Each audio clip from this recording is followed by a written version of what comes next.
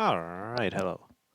Um, yeah, I was looking at the different sets, and I think I'm just going to cast whatever I happen to find online at any given time, because we have a whole bunch of things happening just about simultaneously right now. Like, I've got a set here. We're going to take a look at, well, a match here. We're going to take a look at this one, and we might hop between them, though, depending on what we can find.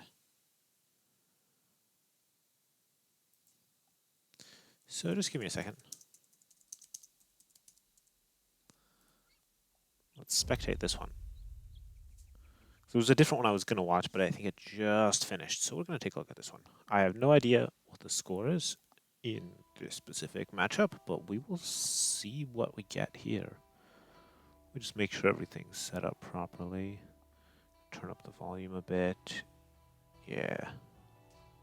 Maybe a bit more even. Yeah. So we have Lithuanians versus Saracens. Oh, and thank you for following. Looks like we start with a siege tower. That's always fun. So let me get that up. Get this set. And turn off Fog of War. Alright. And we start with a guard tower protecting the TC. Hello, hello. Now the siege tower, this will be fun if there's actually some walling. I did watch that yesterday. This looks like Nomad. It's not Nomad, but I mean the layout is.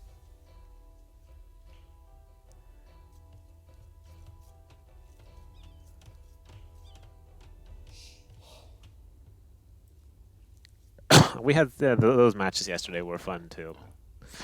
Definitely.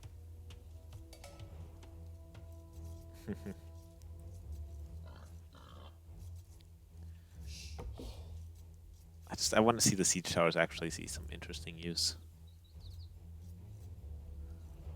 They were certainly entertaining.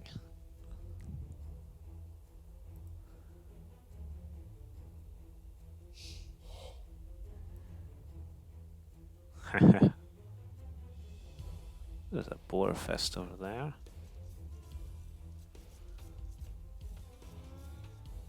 Actually, what we can do, because I don't know how long this match has been running, that's the advantage of hopping in late, is we can just fast forward a bit.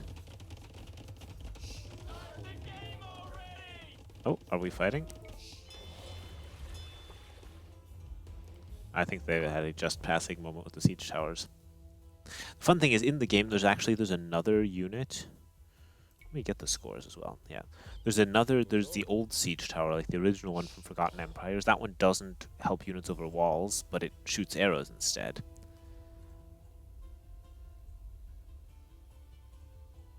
That one, I'm not sure if I still have that in the scout pool. I did reduce the pool of available scouts so that it wouldn't be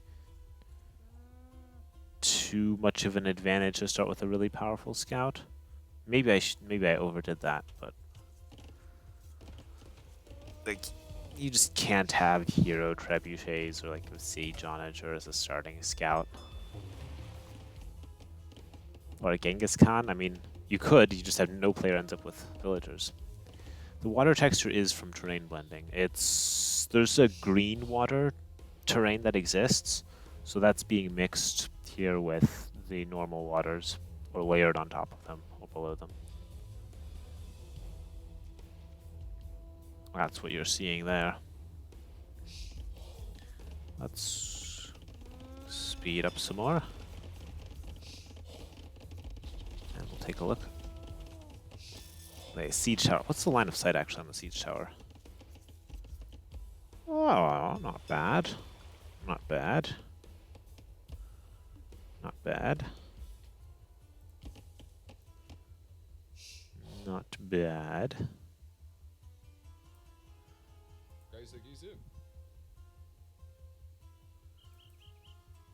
In the what was it? In the T90 survivalist match, we got to see all the Teutonic Knights being transported around in siege towers. That was fun. Shorefish only have 100 food. These fish only have 66 food. I don't know where someone's seeing 100 food. On the other hand, the salmon have 331. The tuna have less. The marlin, ooh, the marlin. This is what these are the great fish, the deep fish that you want to go for. Great fish. 500 food. It's random, of course, every time.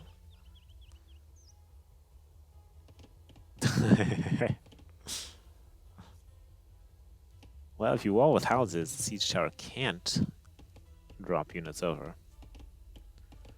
So actually, I don't know the ratings of these players. I can figure that out, though. Or I may or may not be able to figure that out. It should be under matches, ongoing matches, hype. I think we have multiple different sets going on right now.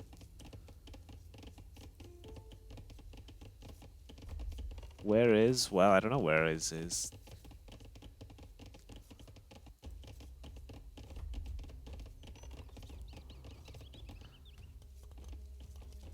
Yeah, I think this wasn't one of the more close matchups. On the other hand, when you're playing in non-standard conditions, that doesn't necessarily translate.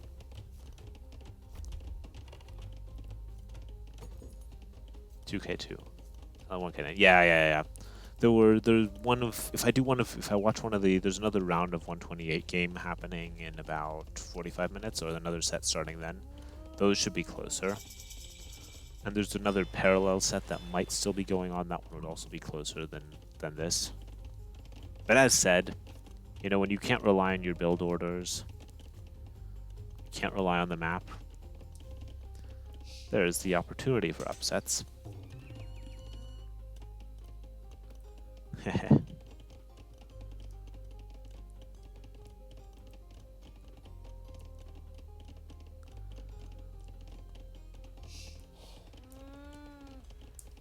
Well, if we look at the villager count, I haven't been commenting on the actual game very much, but it looks like Andy is ahead.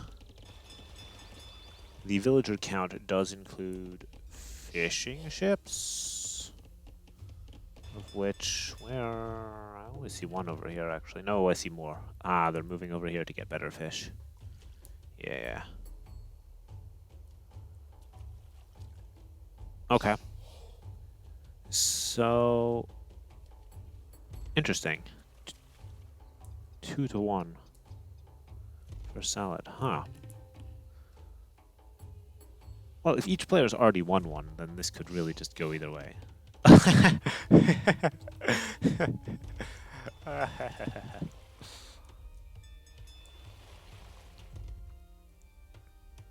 Now, some units will just move out of the way. I don't know, I don't think enemy units do that, but like allied units, you can't block an ally from walling by just standing there. The units will move out of the way even if you put them on stand ground. That being said, we're not going to have walling here anymore. The archer... I don't think archers can get in siege towers. I think it's only infantry. And, you know, villagers. Maybe monks? Maybe not monks. It's probably similar to rams, I would imagine. Alright. Towers up. On the other hand, this is... Well, okay, one archer, there's another archer. Let's see how much of that is visible. None of that is visible, except the dead villager. Hello. We're doing... casting Masters of HyperRandom, some of the early games. So that is a tournament on the map that you've seen me work on this channel for a long time, or just like tinker with for a long time. Alright, we have some... Alright, I guess archers can get in siege towers. Good to know. Cavalry can't get into siege towers.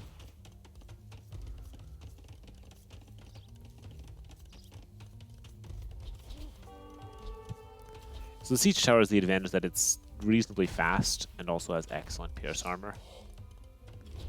It can be meleeed down reasonably quickly, though.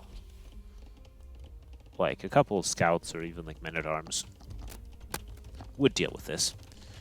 On the other hand, behind all this, Salad is on the way to Castle Age. So the Archer siege tower play has done well. Let's take a look at where Andy's siege tower is. Andy's going for water and has managed to get a pretty good fish boom going. I don't know where the siege... Oh, the siege tower is just standing there looking at the gold. I guess it's not worth the villager time to knife it down. It is.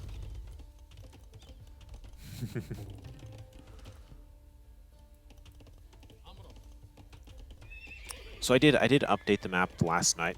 Stayed up quite late working on that. The main thing was to make the resources a bit more balanced, so that it wasn't... Previously it was such that having more than average was likelier than having less than average. Now it's balanced. It can be less or more, both have the similar chances. So that should prevent the super high resource starts from happening as frequently. It's still possible, of course. Then I also made non-standard scouts a bit more likely, and just fixed a bunch of bugs that I'd found. So this dock is denied. These fishing ships are orphaned here, but what I'm actually interested in is how the siege tower push continues. Like, this wall can easily be hopped. On the other hand, there's a tower, so maybe not worth it. Both players started with the siege tower as their starting scout. And both siege towers are still alive, and both players will be in Castle Age momentarily. This does Salad see that this is a pond? No. Oh no. Oh no.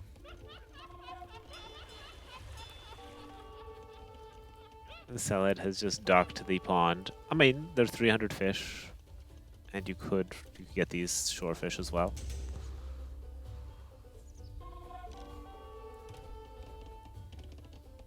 Oh no. Let's see. Alright, so this is still going on. These crossbows could cross the wall, but then they'd be sort of trapped near the tower. Siege workshop for defense and a monastery. Alright, so you see here, basically, Andy has built no farms because there are berries and because there are fish to be had. And actually, Salad has built no farms, but doesn't have as many on food right now.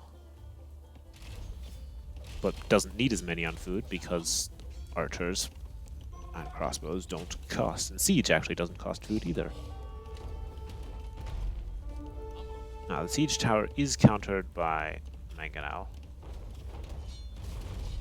Ooh.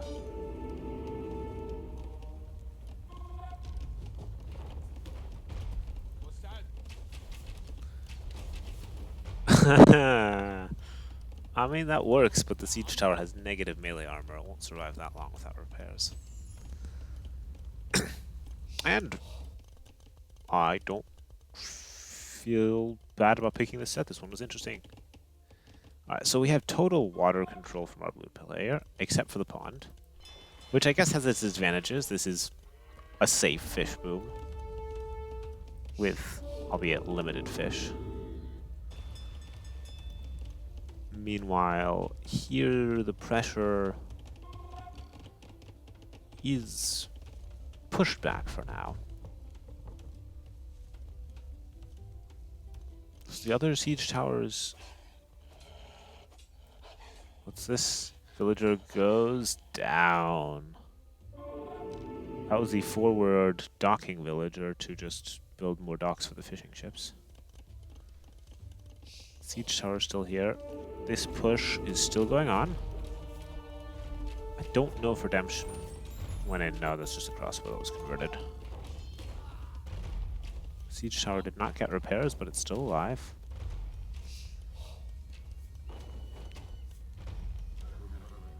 Actually, what's interesting as well, does our Lithuanian player have relics? There would be one to get there, if there weren't a crossbowman in the way. There will be one to get here safely, and there are a couple more to be had too. Alright, 1 for 1 there.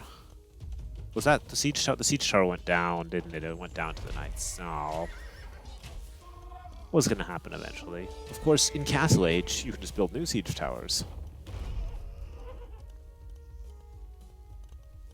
They actually, siege towers were pretty expensive in their wooden gold cost. If they weren't, it could be a viable tactic, you know, to shield crossbows from skirmishers, for example, or it is a viable tactic to move slow units like Teutonic Knights around. Siege tower even listed on the tech tree? No. Not on that mini tech tree, at least.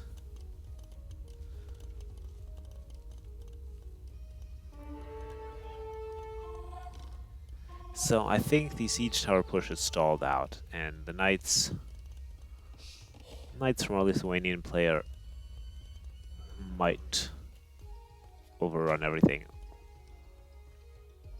The fish on this side are running low, but there are more fish to be had on the other side. If we look at the fog of war, yeah, both players have decent scouting. You always want good scouting on maps like these. And lots of patrolling here to make sure that no docks are built anywhere. What's going on? Oh, okay, that's a decent crossbow mass. And this looks like... Let's take a look on the correct point of view. How much stone? That is enough stone to drop a castle. Like here. I mean, otherwise, everything else is... You know, it's already being quick-walled. This castle has the potential to go up. Crossbows... it's not a huge number of crossbows, though, but... If the knights focus on the villagers, they'll go down to the crossbows. And if the knights focus on the crossbows, the villagers will keep building. But... Oh, I guess all these stables nearby. Yeah, maybe I would have waited just a little bit more, but it looked like that wasn't going up after all. Yeah. All the crossbows went down. Well, there's maybe one more left. Fun to see the siege tower push, though. That worked surprisingly well. And... that's also pretty telling.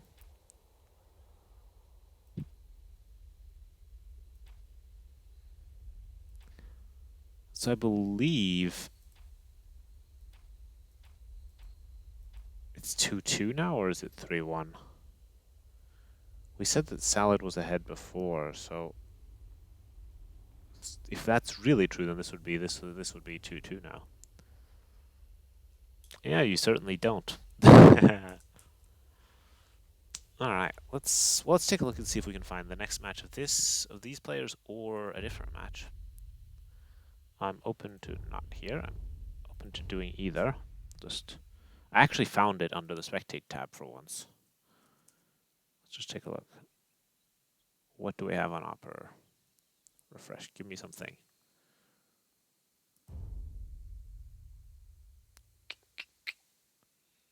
Otherwise, I'll check on AOE2.net.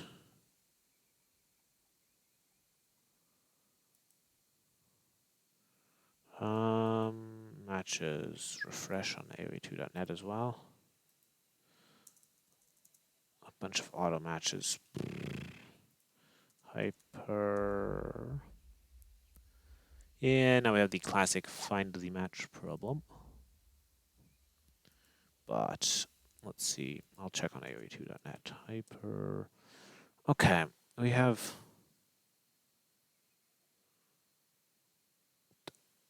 We have the next one of this set. We could spectate that. I mean, since we started, we might as well. There are just some people playing just normal unranked as well on it.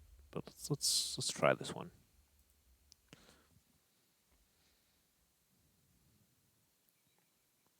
Teutons versus Tatars. Ooh, that's an interesting matchup. Also, why is this progress bar going backwards? Huh. Tatars, of course, getting good. Teutonic Knight! They start with a Teutonic Knight. Nice. Nice, nice, nice. And Yeah, that's a nice slow scouting unit. But to get a Teutonic Knight as Teutons, you also start with a monastery. So let's see. We can look at the map first, then we'll talk about the matchup.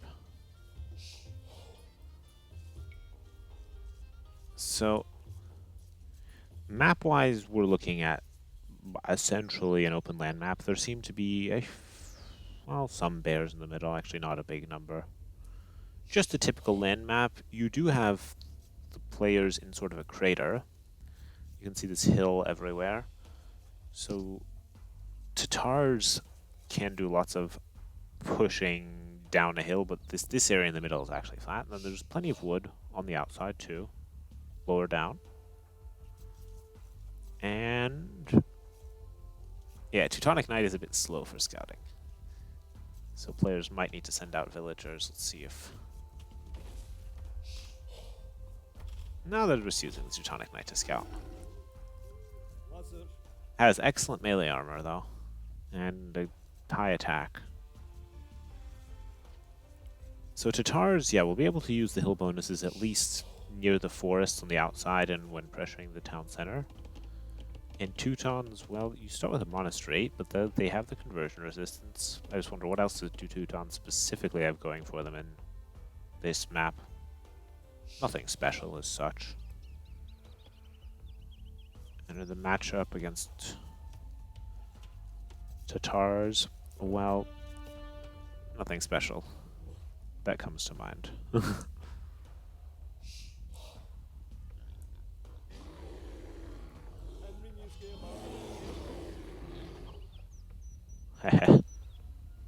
Working on an AI?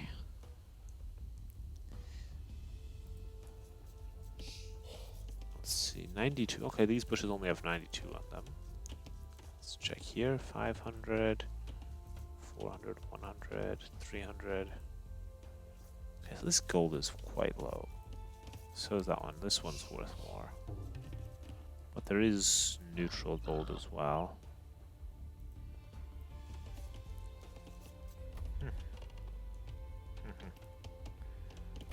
Well, we have a nice peaceful Dark Age so far.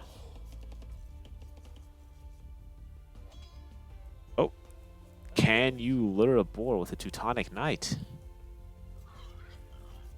Looks like you can. Or not. The Teutonic Knight is too fast.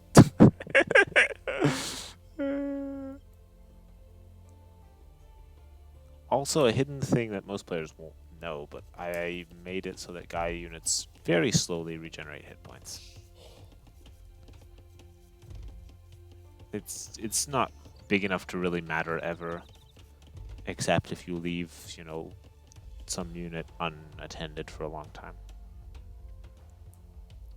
So if you're making, yeah, the boss added, I guess you have to make sure that, you know, that the encounter is good for players. Yeah, know when to, or when to do various kinds of attacks and so on. When to ease up, so the player has a chance. Don't kill him with a Teutonic Knight. Yeah. Let's see. I don't think we've tried to use the Teutonic Knight for any boars on this side. Alright. A militia. It's the militia. The thing about a militia is if you run into the Teutonic Knight, the militia just gets like two-shotted. Well, okay, that's not quite right. But the militia does 1 damage per hit to the Teutonic Knight. Which is nothing. It's actually nothing. So what are we gonna watch? We could watch this Teutonic Knight, or we could watch this push going forwards. Both. We have to watch both.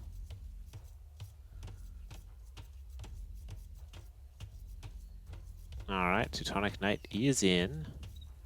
Just scouting though. Oh, he's gonna go for some villagers. I don't have so much pierce armor, but if you're fast enough to kite the arrows... Oh, this walling villager. Quick walling might not work against the Teutonic Knight. 22 HP, I mean, that's the type of thing that the Teutonic Knight can just destroy.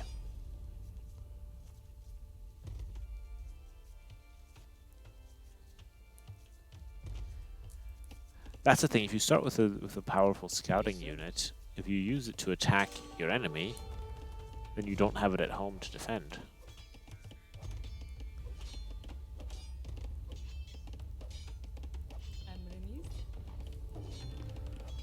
And the reality is villagers can still out-repair the Teutonic Knight.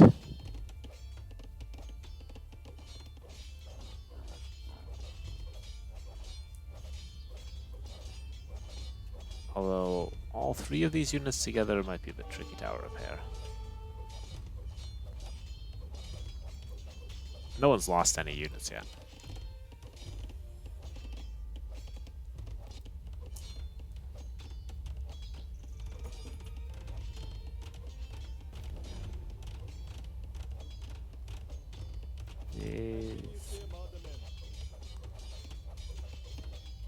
Yeah, they're just not getting in. It's the same thing happening here. The house isn't actually going to go down if it's being repaired.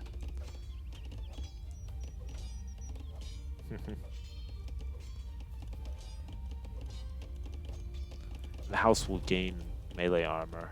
Oh, it did go down. In Feudal Age.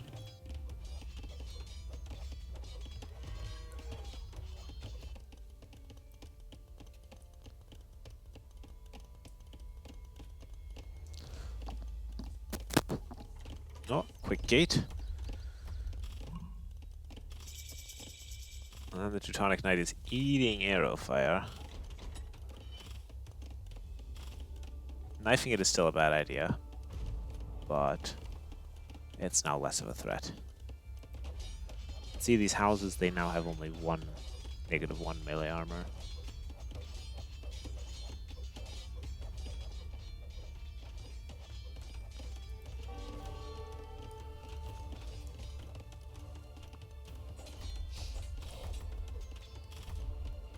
This one is going to not be able to cause too much more damage now. You see archery ranges coming up from the Tatar player, that makes sense. To take advantage of cav archers in the next stage perhaps, or to just take advantage of hill differences right now. Teutonic Knight is going to break out here. Meanwhile here, house is still holding up strong. And what have we got? An archery range coming up as well.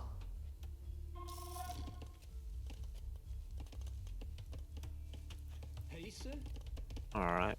How's actually our villager count looking? Even enough. And still 0 kills and deaths. The archers are now going to chase down... Ooh, the Teutonic Knight. Looking sad.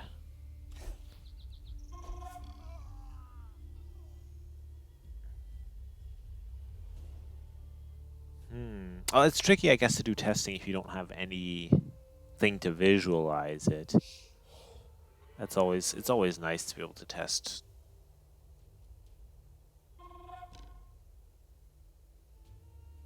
Test what it will actually look like.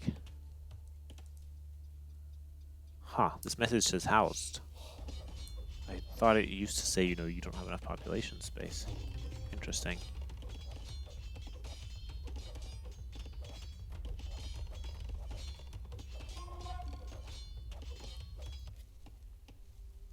Alright. That went down.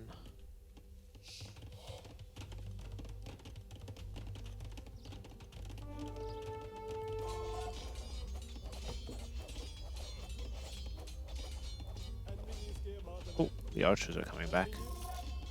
Coming forward, actually. So this house will finally go down. But our blue player is on the way to Castle Age already. Villager goes down. Okay, yeah, so we have the first deaths happening now. It's not really necessary to destroy this house. I mean, I guess it causes -5 population, but you can also walk around. And you know this.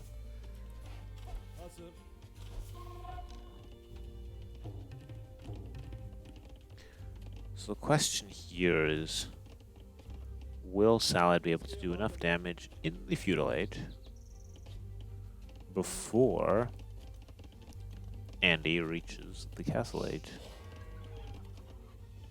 There are places that can be damaged, like there and there, but those can be tricky to get to. And there are some defensive archers. The Teutonic Knight could just break down one of these palisades. The mill, maybe not. Now the buildings have even more melee armor. But palisade is still, because of low HP. Sorry about that. Yeah. That makes sense.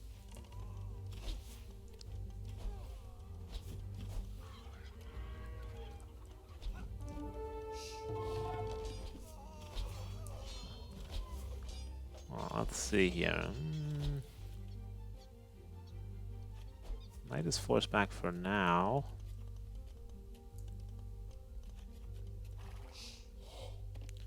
Still relatively even. Tatars, of course, do deal the bonus damage when they shoot down the hill.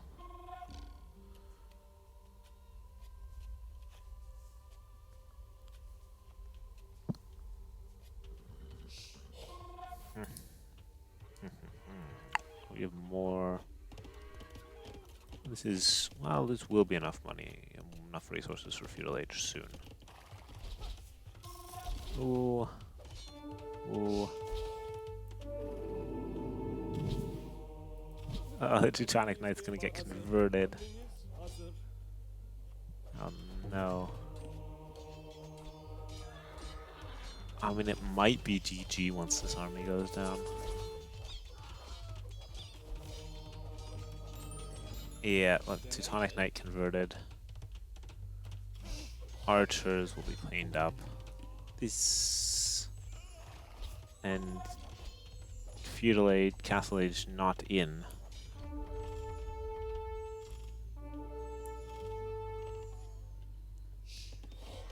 If Salad can defend until Castle Age, could be okay. We're seeing 2 more archery ranges come up. I don't think 4 archery range production is going to be possible anytime soon. But I guess quick military will be necessary too.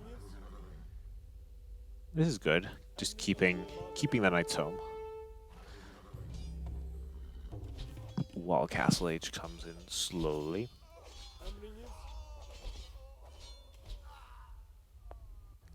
We've still got a couple more archers over here. They could loop around and not really hit anything, but they could loop around at least. The converted Teutonic Knight. Oh, we have bears coming in as well.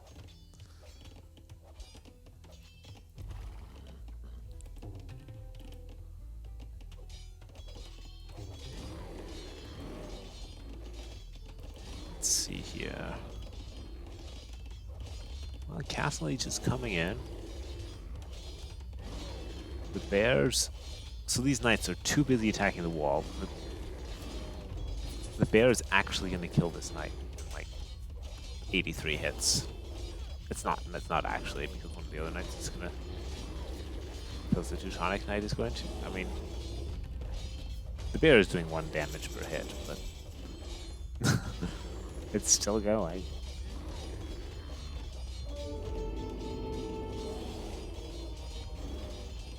Look at that bear go. Aww.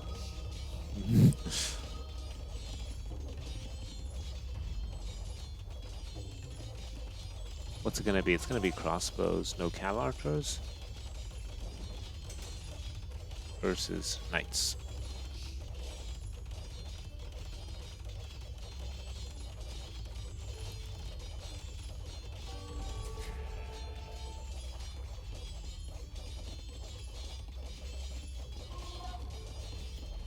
Alright, we just see houses being attacked for now. I mean, you're in at this point. Hit something else, like gold or wood.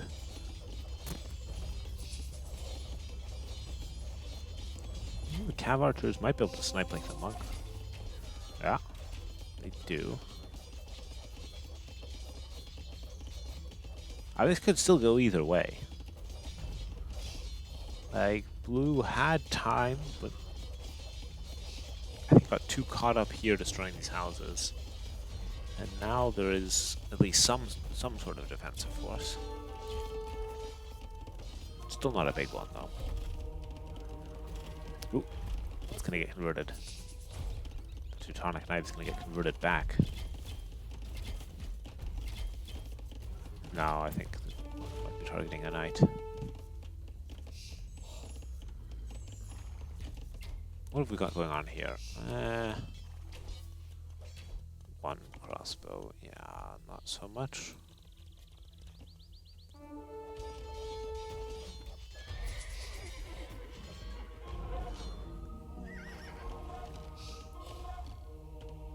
Alright, we get a knight. The knight's gonna go run for the scorpion. And take it down.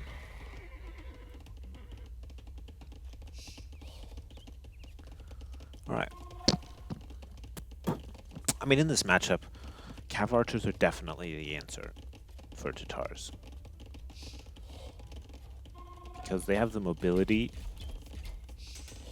and also just the pierce damage. You don't want to go melee units against Teutons.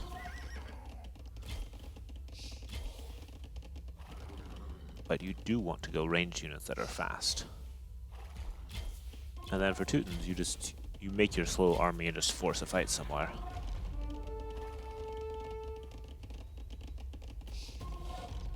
Let's see, what have we got? We got bloodlines coming in, scorpions coming in, cav archers coming in. Scorpions are getting some value. And we have time to switch views. A castle gonna be dropped. That many villagers means a castle. Well, that's a decent position. It'll shoot downhill. It'll deny the stone.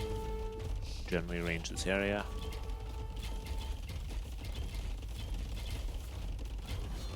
It's not GG if this castle goes up, but red might still call GG anyway. On the other hand, the castle's not up yet.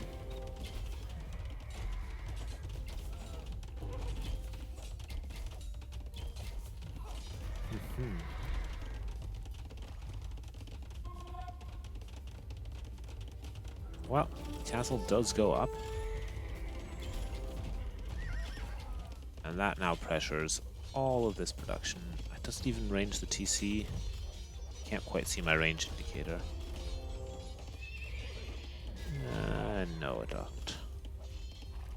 That would be too far. Maybe with crenellations.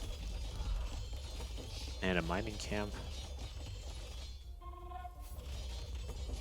So Salad can still just relocate production buildings and economy over this way.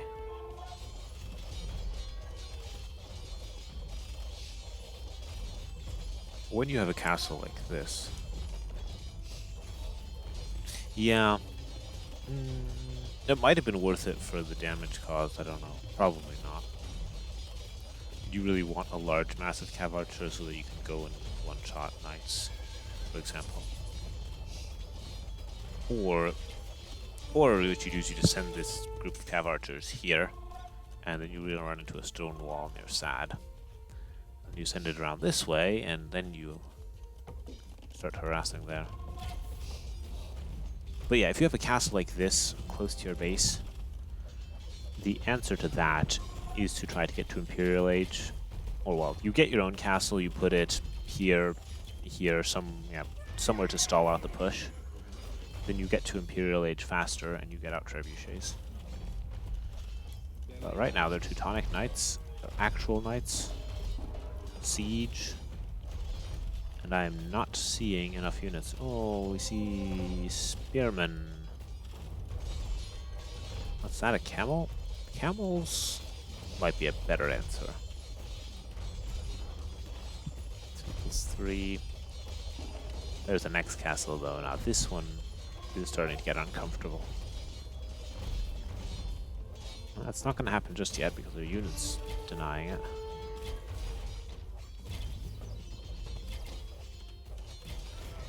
Now red doesn't know that the castle's going to be here. Like, you can see the villagers standing in a line, but as soon as the construction starts, then you actually see that there's going to be a castle. Alright, we did get a camel. We'll need more camels. No upgrades, too.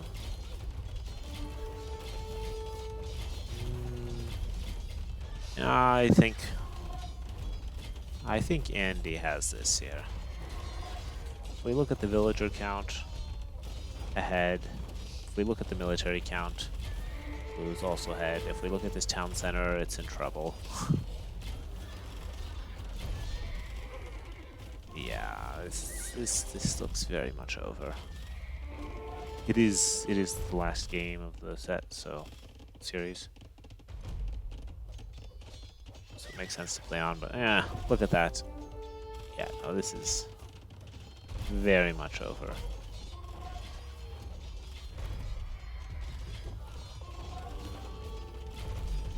Yeah.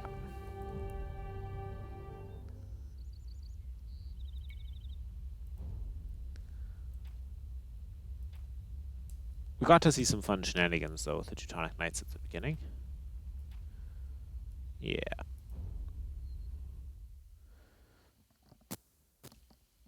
Alright. Let me check what else we have running. I think we might have some more matches running right now. Let's check the lobby browser. Refresh. Then we'll check on AOE2.net. Refresh. Check the Spectate Games tab. Auto match party. Alright. Okay, let's see what we've got running right now. We have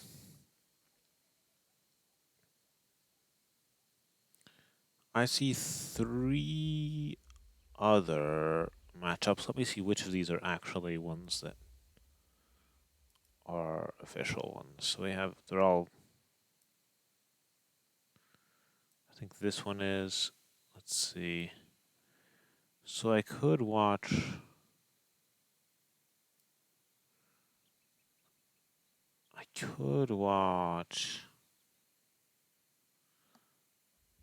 is Lemon Tree?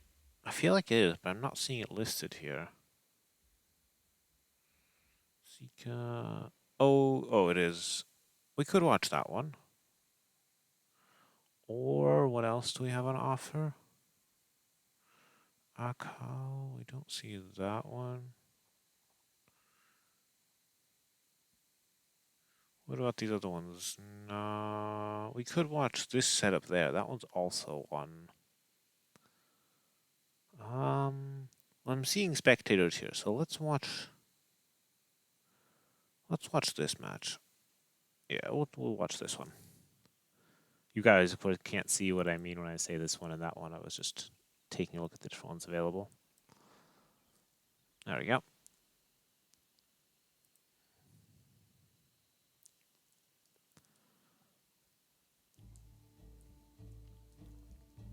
The thing is, a lot of the round of 64 games are technically very unbalanced because they're that high-seeded versus the low-seeded players. Okay, we have some interesting forests, and other than that, well, basically Arabia. Except we have a Mayan stable. Oh yes, buying Xolotl warriors. Xolotl, I think that's how you pronounce it. This is your chance to make Mayan cavalry. Because Mayans don't get redemption, so normally they can't convert a stable. Alright, let's watch some ostriches being pushed and speed up the game a bit. How much food do the ostriches have? Oh, 193. Yeah, those are worth pushing. 4 have? 400. Ooh. Ooh, they both have high food. Very nice. I want to see those Mayan Xolotl warriors. Alright, let's take a look at right here. We'll bring in the boar.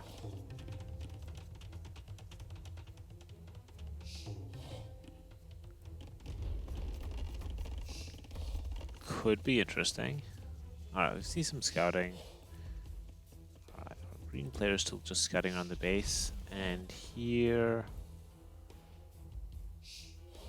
basically discovered a lot of the important resources.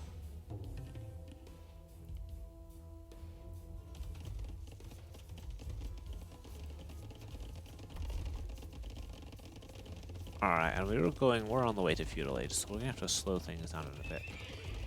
The stable means, I don't remember, you can't build anything from a meso stable in feudal age, right? So, yeah, this lends itself very much to a scout opening as Kumans. You know, they have, where is it? Mounted units move 5% faster in feudal age. And you already start with a stable. And you can build a second town center, so that's pretty solid. Well, our green player doesn't... Well, has seen the original stable, hasn't seen anything else. He's going for archers. Should... Alright, has a spearman. Fair enough, that'll be enough for now.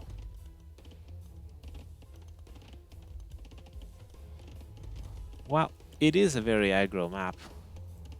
This is true.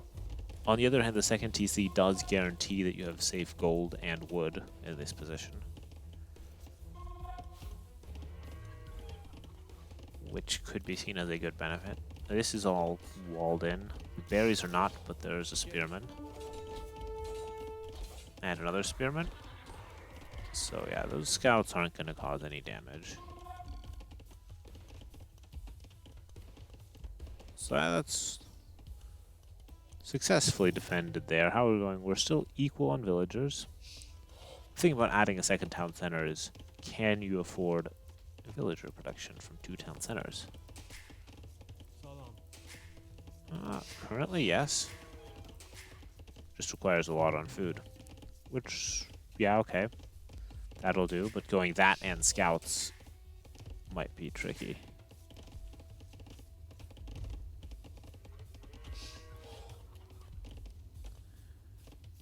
I'm noticing that on a lot of layouts, players are very close to the edge of the map. Maybe that's something I need to look into. Yeah, right. Okay, I'm seeing 4 scouts coming in, running into the town center. Well, they eat some arrow fire. And we're gonna have some archers, some spearmen. Yeah, still no damage to be done around here.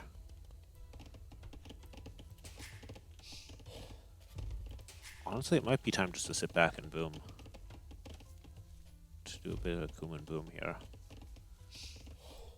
I don't think scouts can achieve that much more. The wood is walled. This is walled. And there's a defensive army here. I want to see stuff produced out of the meso stable.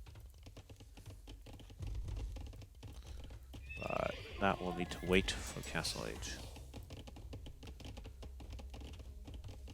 I'll see the addition of a blacksmith. That would be a second feudal age building. But we have 2 feudal age buildings as well. I wonder, I mean, this counts as a feudal age building. We also have a blacksmith, so we have 3. And a market. We're getting all the feudal age buildings. Yeah, I don't think there's any. I mean, this villager is full health. These villagers have plenty of health. Yeah, this is the right thing to do. If it's only 3 scouts, you can just fight them off. until the new spearman arrives.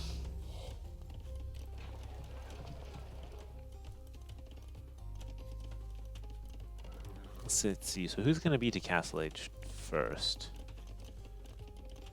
Now, okay, the extra TC is starting to pay off somewhat. This is just not going to go anywhere.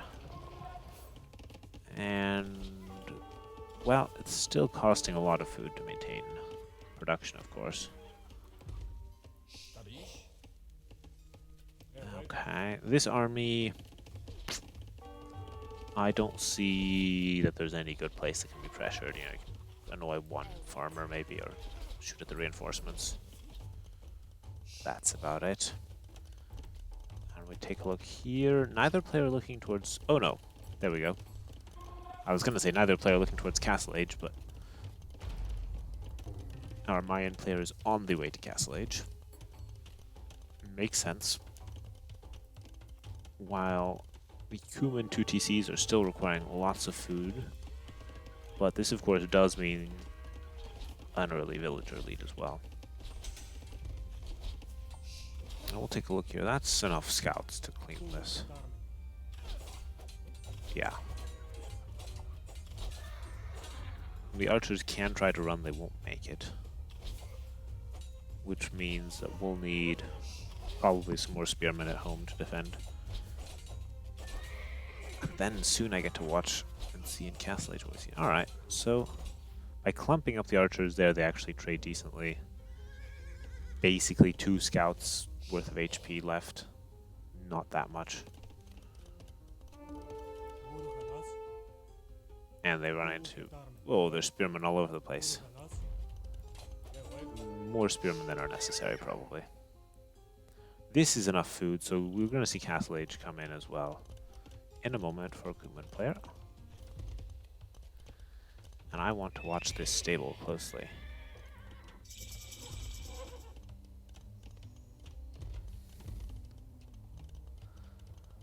Is it going to be? It's not going to be the play.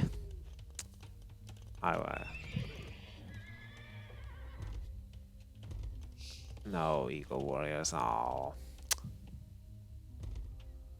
I mean, essentially, the Slothful Warriors equivalent to an unupgraded knight, but you can't get armor for them, so it's not a great unit. Can surprise your opponent. It might be useful for, you know, sniping a siege or harassing some skirmishers early on. It's not really a long-term thing. Yes, I will unselect things so you can see the villager counts. Procaster here. I don't even use capture age. I think the balance and power thing on capture age is nice.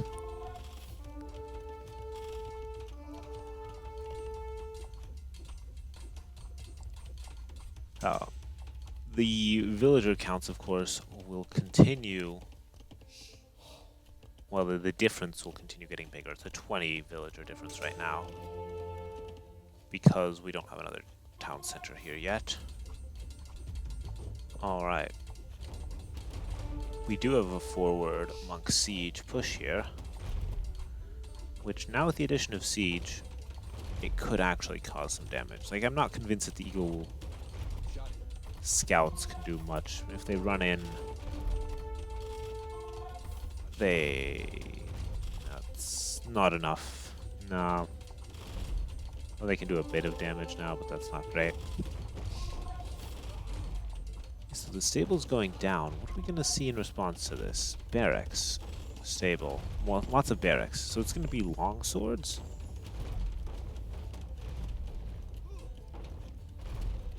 Apparently it is. I mean, that does counter eagles. I mean, maybe. I think as Kumans here, you still go some sort of cavalry or cavalry archers, but it might do the trick. There are a lot of spearmen too. Maybe infantry is the way.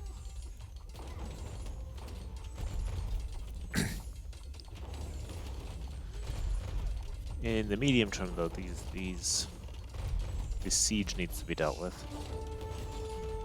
I think, well, maybe just a mixture of knights and cav archers. Yeah, those are both expensive units to tech into. But there is still a roughly 20 villager lead. This town center, though, isn't looking happy. I guess with the monks, maybe you don't want to go knights.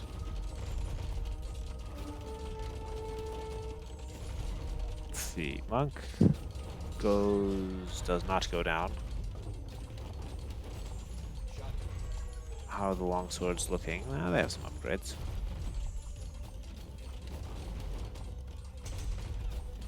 This is true. Monks in mines do not have redemption.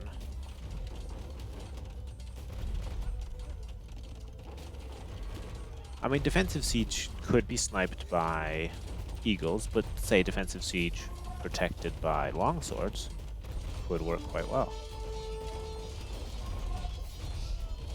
Yeah, that's a lot of scorpions.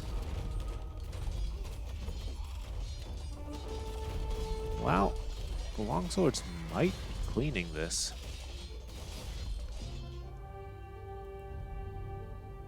Yes. Ooh, yeah, can't make Salutl from feudal. I guess because the push stalled out, which it did, the longswords did clear this up. Yeah, yeah.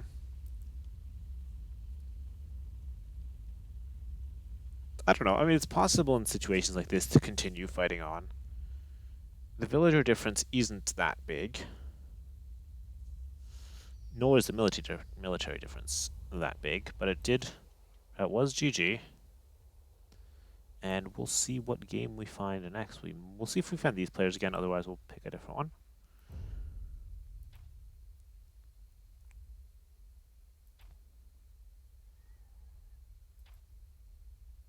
I wouldn't say that was that uneven ultimately. Yeah, of course.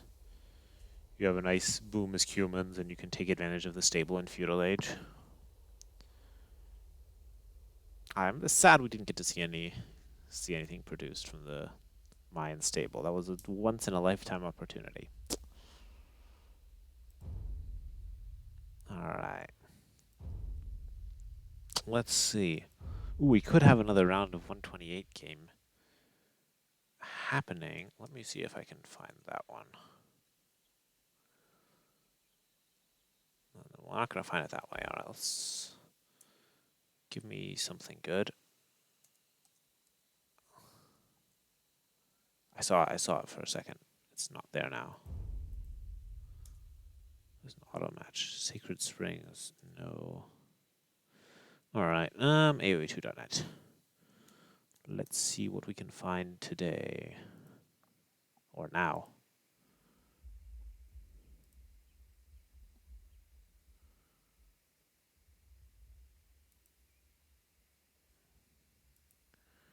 Alright. So we can see match 2 from this set. Or, what was the other set I was angling to look at?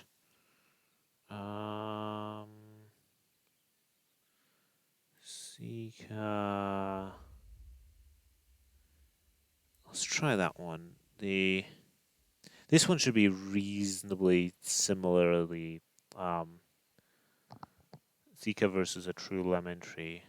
I think that one should be more balanced in terms of levels. Let's take a look at one of those matches and see how that one plays out. The ultimate the VOD for this is going to be a bit of the mess. It's going to have like 4 different sets all mixed into each other, but we'll see. All right. I didn't even get to see the civs. Kumans again. We've seen those a couple times now, and poles. And it looks like players start with a farm. And what kind of map do we have? 2 lakes. And luckily each player is close to a lake. And there is a ridiculous herd of pigs. Alright. Right here. Whoever scouts this first Are both players starting? Where's the barracks? Oh yeah, both players started with a barracks and a farm.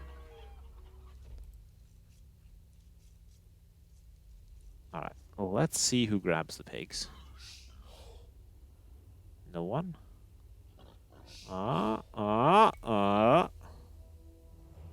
We should... Ooh. Ooh. It's both players' herdables spawned towards the middle. Because there was lots of forest on the outside. Look at that. Look at this herd of pigs. 16. How much food do they each have? 146 food each. Oh my goodness. Look, it's even worth idling all your villagers to get all of these pigs.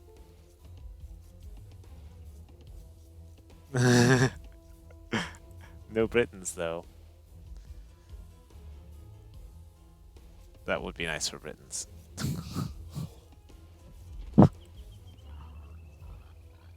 Oh, there are even 3 more over there. And our poor red player hasn't even found these. Come on, gather those at least.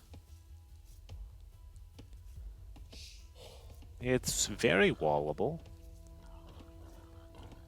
But you've got some sort of extra resources. Well, you have some extra golden stone that you'll want to get to eventually. Plus, a lot of both players' resources are in the middle. Just look at this. This is what it looks like on Nomad. I usually send like a villager to scout, which, yes, it's idle villager time, but you just bring back so many herdables. You don't make farms until Imperial Age.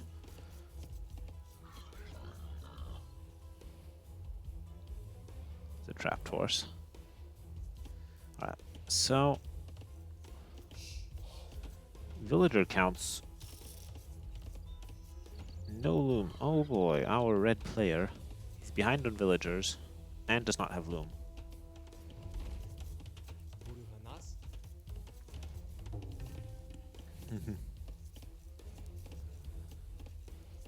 Well, yep.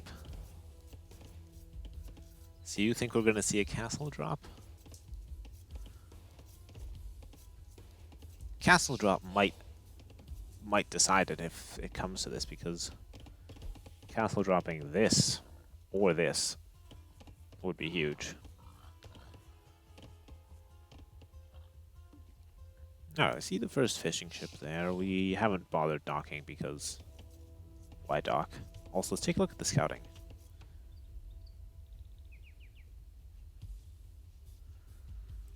So there's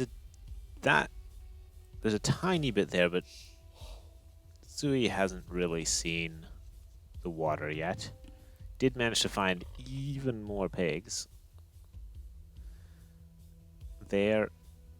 Okay, he's gonna go wall there. We'll probably see the water on the way to that. And now let's take a look at our red player, who, well, started closer to the water, so has definitely seen it. And is gonna go for some walls here. Yeah, the thing here is the resources are forward. It's very wallable, but I guess there's some fallback resources. But this center area is going to be crucial, this area right here. Also, that's a bit unfortunate. Found one and didn't find the other two. Alright, let's speed up a bit again. See the loom coming in. Let me see. There's another pig there.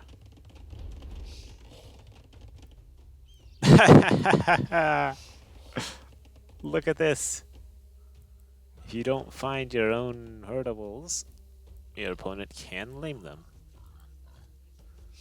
Which, I mean, not getting them and sending the scout that far out at that point. It's fair game, I would say. Laming is, of course, allowed in this tournament. Look at this. This, well, okay, it requires a bit more walling, either here and here, probably, or here and here. And there's the full work with the farms in range. I wonder if this farm, 65 food, if the full work would apply to that too. I assume it would. And, well, our red player is really going for villagers. That's sort of the strategy I sometimes go for, where I just keep making villagers until I have 500 food. Even if that means, you know, going up on 35 villagers. Although 35 villagers isn't correct, of course. There are a bunch of fishing ships.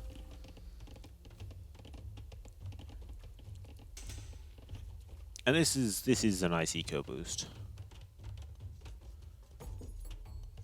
It probably does make sense to go up to feudal age though at some point, like now. Meanwhile, our green player is getting the walls in and is up to feudal. I see 5 villagers on stone here.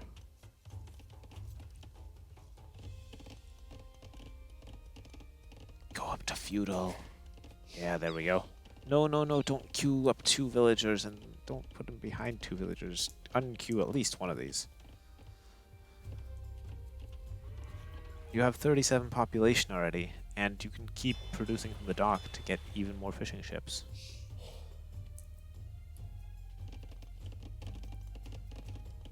So it's interesting. So we're going to see Poles versus Cumans. Both players are going to be fully walled. We're going for the second TC there. Nice spot for it. And we're going for more reinforcing of the wall. Yeah, okay, so both players are taking this defensively. With this many villagers on stone from Dark Age, though. Like, we're either gonna see towers, but we might just see a castle immediately in Castle Age. And our red player has so much food banked that it should be, well, a fast castle from here. It's not fast by normal standards, but immediate castle, and you can afford your eco upgrades. Like wood upgrade, bam, fishing upgrade, bam. Stone mining upgrade. Get that too.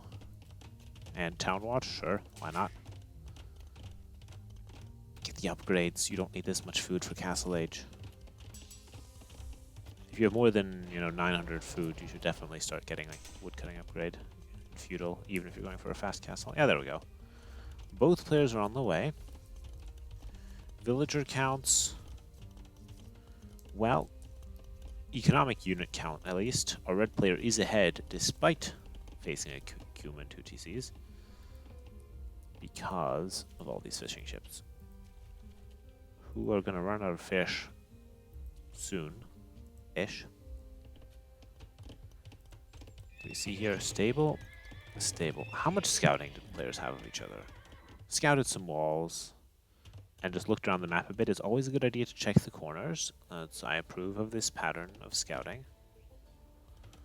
And yeah, let's take a look at our green player. Found this, that's good. And this pattern of scouting honestly looks like auto scout to me. Or just a bunch of waypoints, but that's okay, maybe that's waypoint scouting. Anyway, good scouting from both players, although neither knows what the opponent is up to at all because, well, they're both walled. Oh, the scout is standing still. At this point, better to do auto scout. Alright, so what do we see? We see cavalry upgrades. And we see Castle Age. Now, this is enough stone for an immediate castle drop. Right there. Or, I suppose, a defensive one. But honestly, Scout is now checking, sees that this is walled. I mean, a naked castle drop, it's going to work here. Oh, it's a pretty defensive one.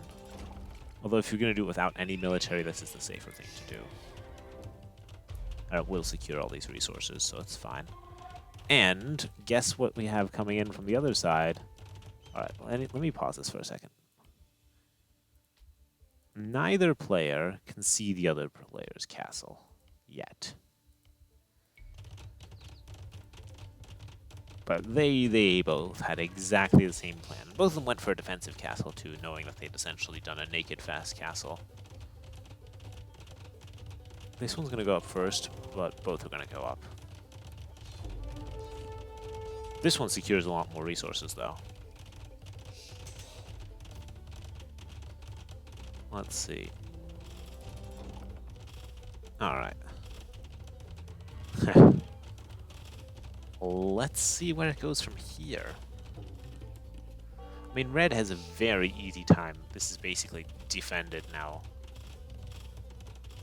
Honestly, I wonder, do you just go to fast imp? Or you could, in a situation like this, actually try pushing with siege or like Obus or something. I'm not convinced that whatever's in there is a good idea. Are those villagers? No, those are Kipchaks. Kipchaks aren't going to be able to do much. In this situation, you want a siege workshop. Then you can have mangonels behind your castle to defend them from rams. And you want possibly rams if you're actually going to ram down the enemy castle, or a large mass of either knights or infantry. Or you just ignore the castle and try to break in somewhere else, like a very walled-in area over there. This, on the other hand, is actually going to be a breach.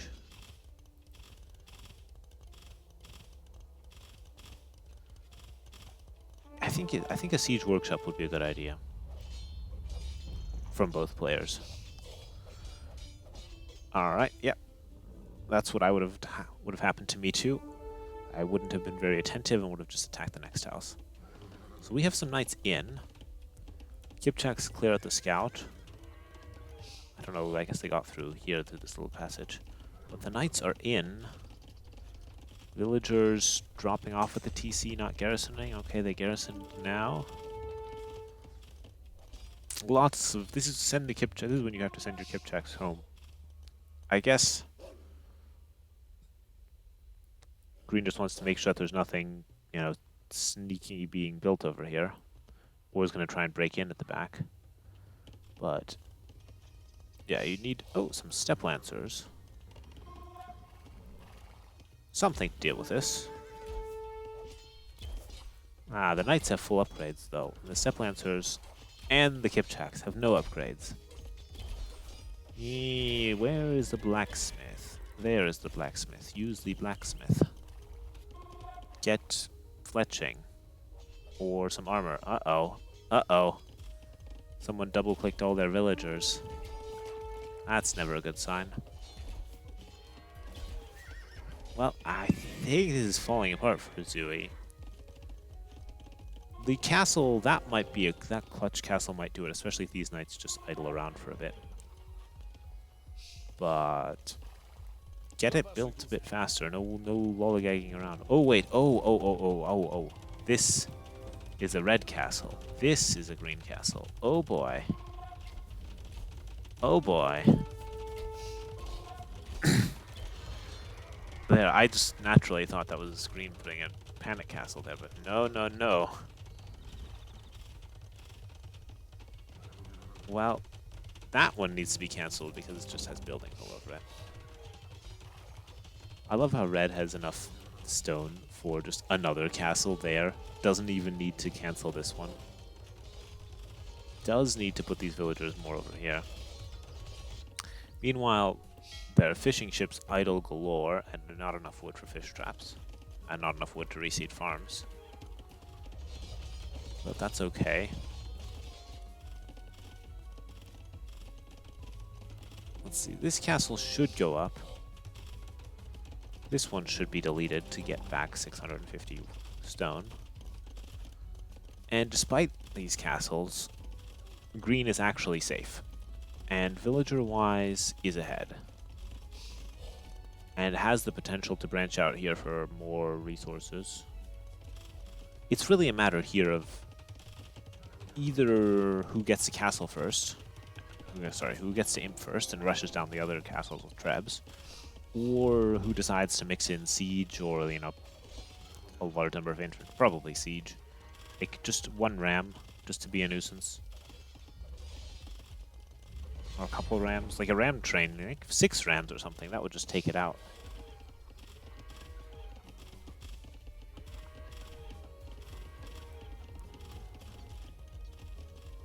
Alright, 60 to 66. We still have... Well, technically none of these fishing ships are idle, but this is not peak fishing economy here. Kipchaks... They might be able to break through a house. Alright, this castle, what it did achieve was, you know, well, hold this position. These are resources that are secured. It's very much boxes in our green player, and it also prevents any docks from going down here. So, essentially controls this lake. Now, if you're red and you're going to continue the castle dropping strategy, what you do is you put a castle here. But both players are recognizing that they want to get to imp, get trebs out. Green will be faster. Not by too much. And we see Obuls coming out now. I think you could, with, you know, armor on them and like 20 of them or something, you could try rushing down 30 of them. 20? They do have a decent attack bonus versus buildings. Rushing down a castle. We see more villagers went down here. They tried to build this castle and died. And now the castle was cancelled. Kipchaks still have no upgrades. Green, do you have any upgrades on anything? Oh no, no blacksmith upgrades. You have a blacksmith here. Oh, you are researching upgrades. Thank goodness. Even just for the castle, you want to get fletching, honestly. Increase the range, increase the potential damage output. You want to get the range upgrades for a castle. Alright, imp is in. These Kipchaks are going to go down. Do we see trebs queued up? Yes. That is the right thing to do. And red is going to need... Well, repair villagers here are at hand. Repair villagers here could be pulled from the woodline. 4 Ogulson there, that's enough to rush down any rams. Not really enough to rush down the castle. Alright, this looks like a better fishing economy now.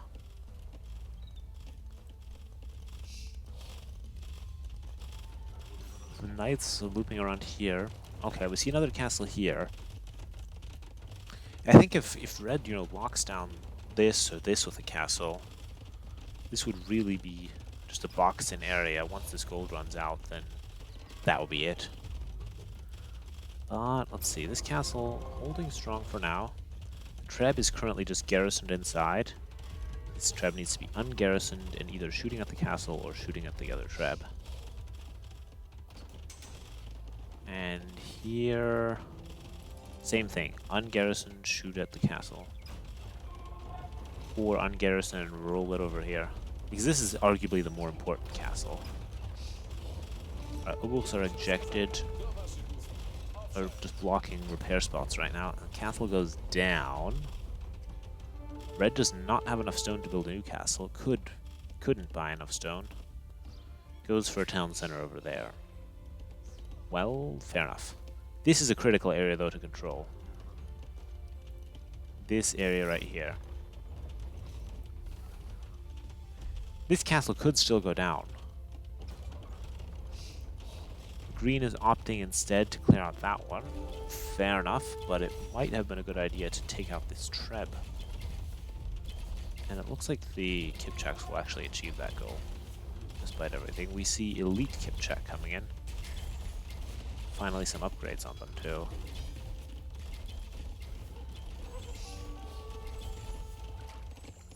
TC goes up. Let's see here. This castle is, yeah, just gonna be abandoned. With this many Trebs, nah, it's gonna go down. the question a bit here is, what is Red's game plan now? We just see more knights. That is solid. But we're going to need just a castle, a more defensive castle.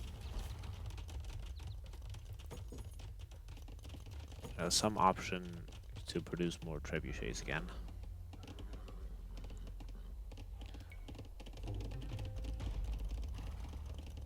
Yeah, we see... Alright, so we see some camels being mixed in to help with the knights. The elite Kipchaks are now looking more... They could still use with some more upgrades, though. Specifically more armor upgrades. Alright, the attack's going in. Alright, we're seeing a very defensive castle. That is... It's in a good spot for defending, at least.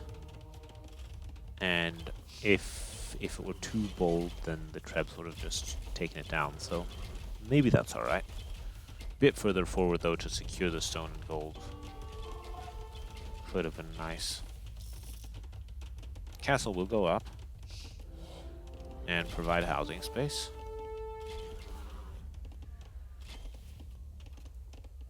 These fishing ships, at this point, green could consider like just walling, docking again, or pushing out here. Let's see, what can red see? Red, what? What? There's a university. Pfft. Okay. Alright, red can see Kipchaks. Maybe get some range upgrades on the castle.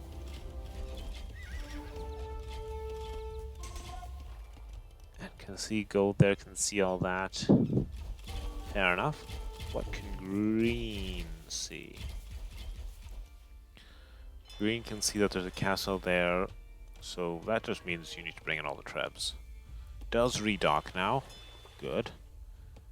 Can technically see this, but not really. That's fun. Alright. We see Cavalier nows, and we see more camels.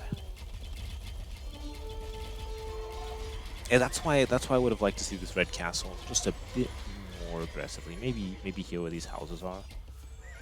At the very least, it secures the area, and it would also prevent your opponent from trying to gather these resources.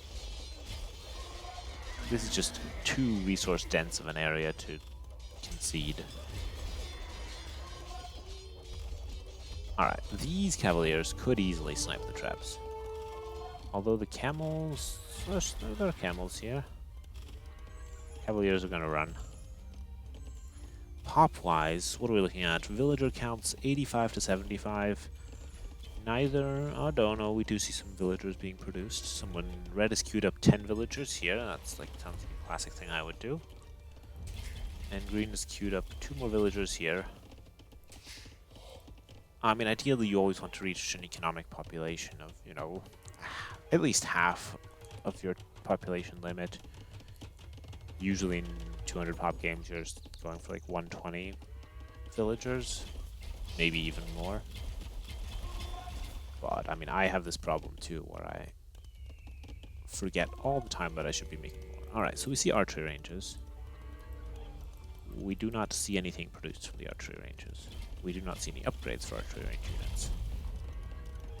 We do see, though, ram. There was a siege workshop as well. Good. I mean, Kipchaks are decent against rams and such. So, but enough rams with maybe at least the capped ram upgrade. Oh, this is a capped ram already. That's already something.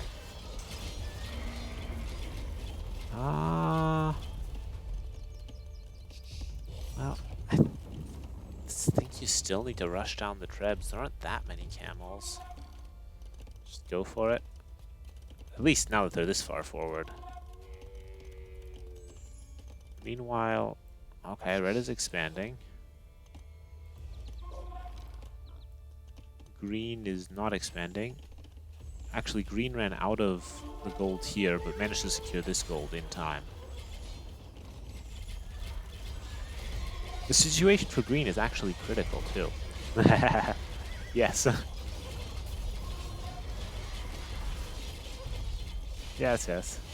This is critical gold right now. I mean, Yeah, okay, there's that gold too.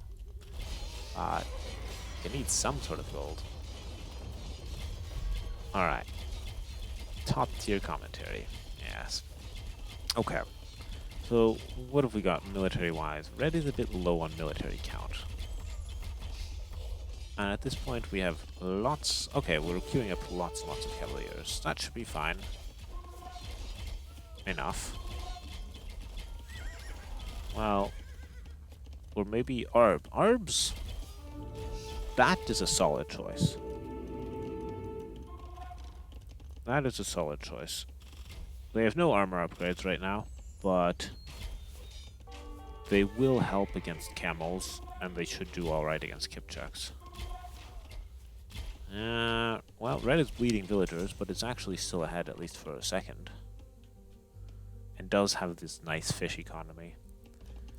Although we have fish economy here again.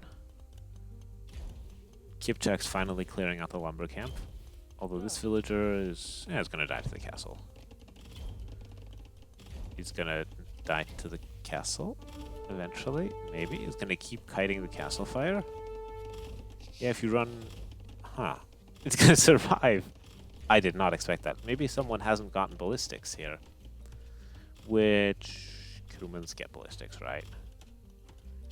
Ah, you have a university too.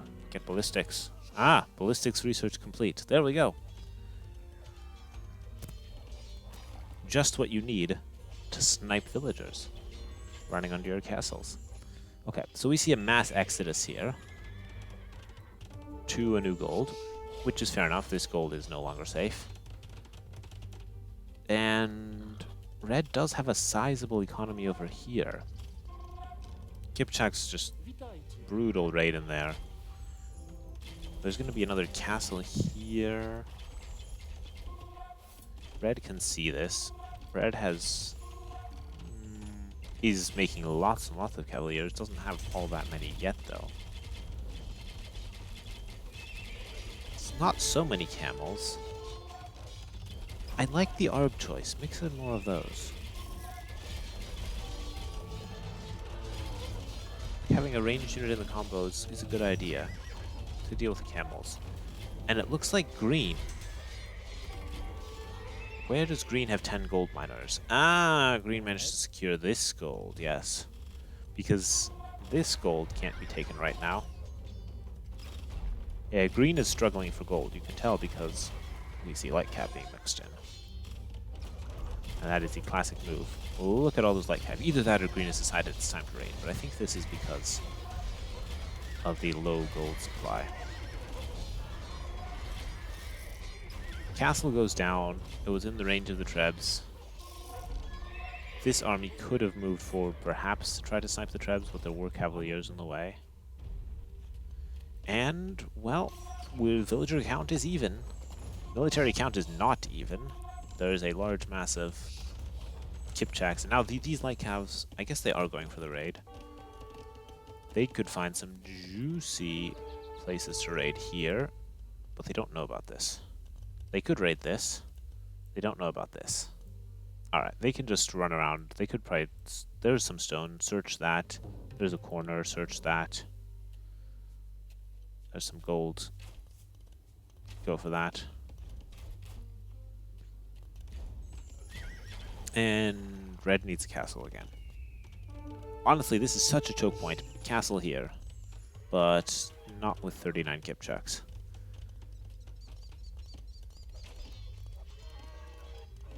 And yeah, looks like green is badly housed right now after queuing up a bajillion light cav. I mean, raiding to death is a viable option. This castle here, with villagers just garrison for a while and then go back to building it, that would work. Yeah, that's what you do here.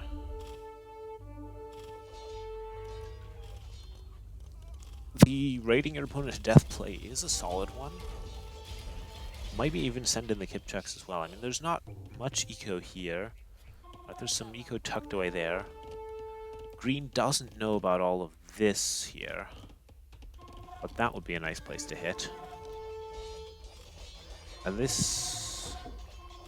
Well, this will be cleared up and the castle will get built. All of these villagers are dead, and green is ahead in villagers. Meanwhile, the main push. Red sent all the cavaliers up to make sure the castle goes up, leaving the trebs unguarded. Alright, so I think red needs a better answer here to Kipchaks. What could that be? I mean, Poles get some sort of skirmishers, surely. That could be a choice. More castles here to stall out the raids would be good. These are now hussars. And maybe even a pikeman? I don't know, because this is... Just cavalier alone aren't going to cut this matchup.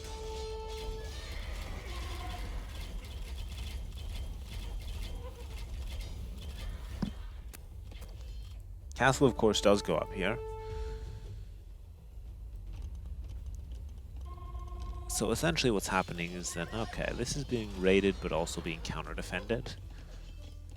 We have some barracks. Yeah, there we go. What have we got queued up? Arbs. It's just the production queue here. You notice that's the difference. Green is now in a position to just spam hussars. And red is trying to spam just cavaliers, but can't quite get enough of them. This isn't looking pretty.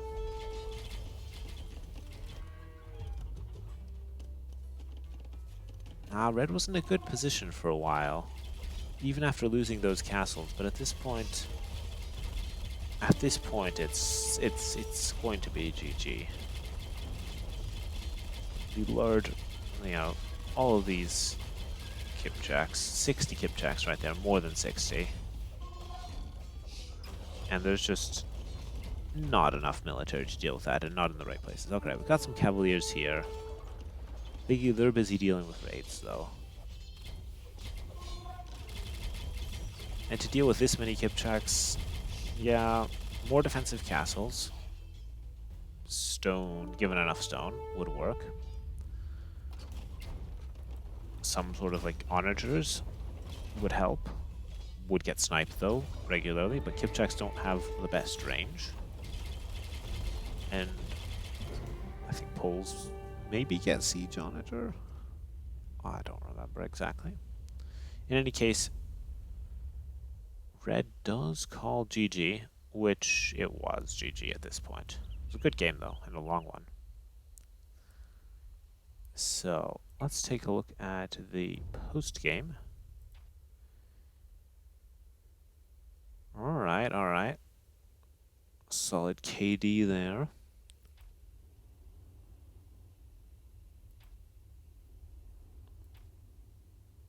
Same villager high for both players. That's interesting. But what happened here, essentially, is that green managed to keep that Kipchak mass alive and get a lot of value out of it, I think, while the Cavaliers kept dying to it. I'm not sure what the tech would have been, but some sort of other unit in the mix would have been necessary here.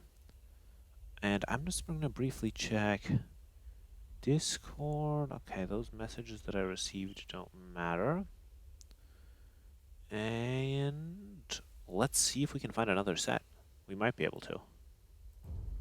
We could find the next one of this set, for example. If we're in for another, if we want to find another long one. Or we could look for a higher ranked one if we want to see more, say, feudal aggression. Was this the last game of the series? Yeah, I saw that. I'm gonna check if there's any other sets going. I don't think I'm gonna start casting Rex right now since I've already been at it for a while. So if there aren't any more, then I will call it a night. I'll check on AoE2.net again.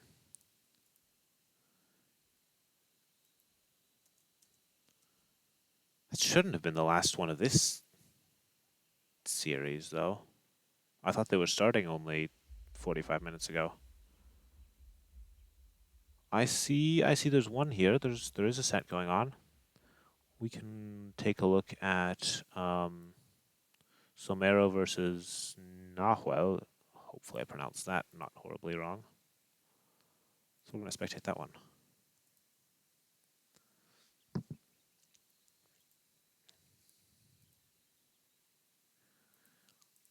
All right, we got... Boy, we've seen Kumans like every game. All right, we've got a starting watchtower. Anything else special? Looks like a normal scout to me. And, okay, we've got 3 lakes this time. So that's similar to what we saw last time in terms of layout. Britons, though. Britons versus Cumans. That's going to be a rather different matchup from Poles versus Cumans. So we can see just how well crossbows might be able to do.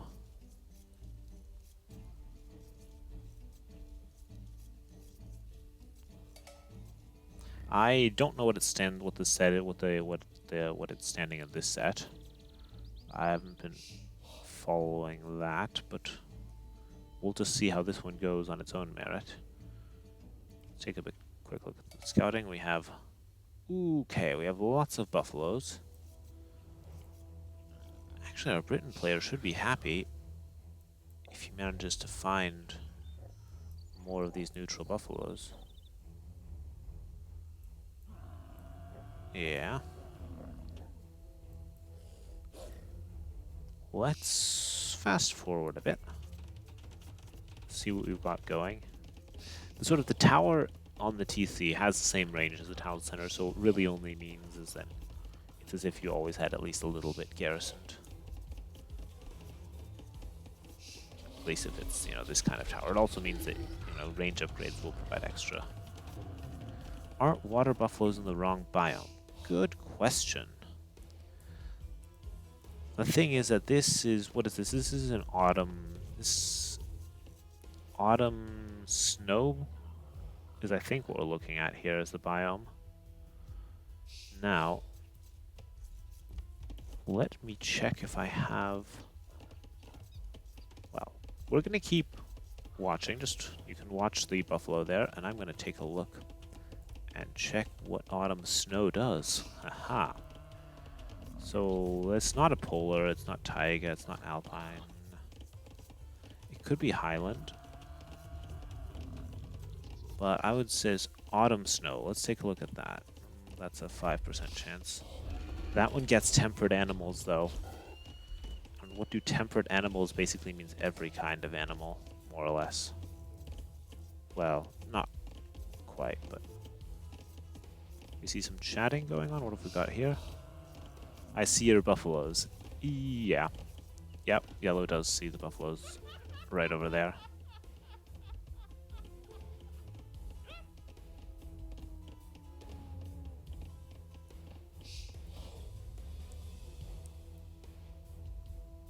Or these here. I think maybe yellow meant these.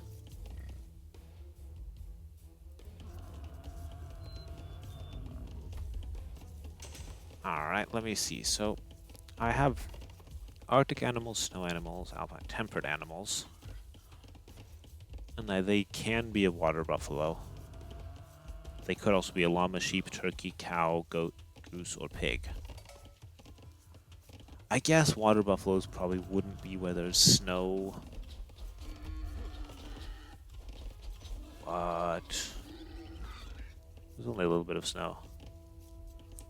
There are animals similar to this. Sort of like domestic bison essentially. Or like, traditional buffalo that live in colder areas as well. Like partially domesticated bison. Anyway, enough talking about that. We see some... What is going on here? What is this villager doing here? Yeah. I mean, these don't have fur, so it's true that, I mean, they were made for African kingdoms. Or no, they were made for Rise of the Rajas, right? I assume. I think so. Go add it. Add it for that. Is this villager gonna make it? Probably.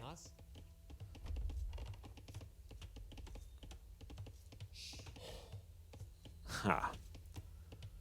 Yeah, the villager will just about make it. What was this? This was a hunter. What was a hunter doing here? Trying to steal a boar? Like this boar? There must be a closer boar than that. Or if not, wait, okay, they're wolves. I don't know. I don't know. Alright, we do see a dock here, so villager count. Our blue player is ahead because of the fishing ships. And we're seeing some walling here. Yep. And this will be fully walled in a moment. Probably could have walled just to the water and built a dock. But let's see. So we have barracks going up here. Both players are in feudal, so any sort of feudal aggression was intended, it's late. But I mean, that doesn't look like any was intended. This is the second town center. Looks like. So all of the Kuman matches we've seen here, the players have decided to pretty rapidly build their second town center. Take advantage of that. Yeah, this secures the gold nicely on wood. Barracks, blacksmith. We're not going to see any feudal aggression, so let's venture a bit further. All right. Ooh, no kill. Scouts could duel. Scouts could duel. Looks like blue is keeping the hill. Oh, loses the hill. Oh, that was close. 3 HP, though the scout can't do anything other than scout at this point. Alright, now we see the Britain archery ranges, but only after clicking up to castle. So I think our blue player just wanted to make sure to be on the way to castle age. I think there's a hole here, which is going to be patched good. And what does our Kuman player have to offer? A stable. Yeah, that's not atypical for Kumans. Humans. I think it's Cumans, actually, or Kuman. I think it's Cumans. That's how they pronounce it in the campaigns. Oh boy.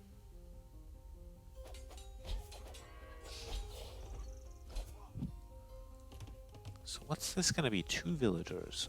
A tower or just like a forward siege workshop? I think would be the standard thing for those villagers to be building. Might be good against humans to mix in some spearmen. Oh, I see crossbow coming in. We see the siege workshop. Yep. We were expecting that. We see... Well, okay. You know, yellow's still on the way to Castle Age, but has a sizable villager lead. Britons, of course, they'll get cheaper town centers. Should be easier to catch up if that is so desired. See a market. We see a lot of ships. We see a dock only now here. And... okay, yeah, yellow decided to wall there instead. I agree with that decision. Some crossbows. We see, okay, we see a few more scouts coming out. This scout can do nothing. Like, if the villagers, yeah. Ooh, we see a ram.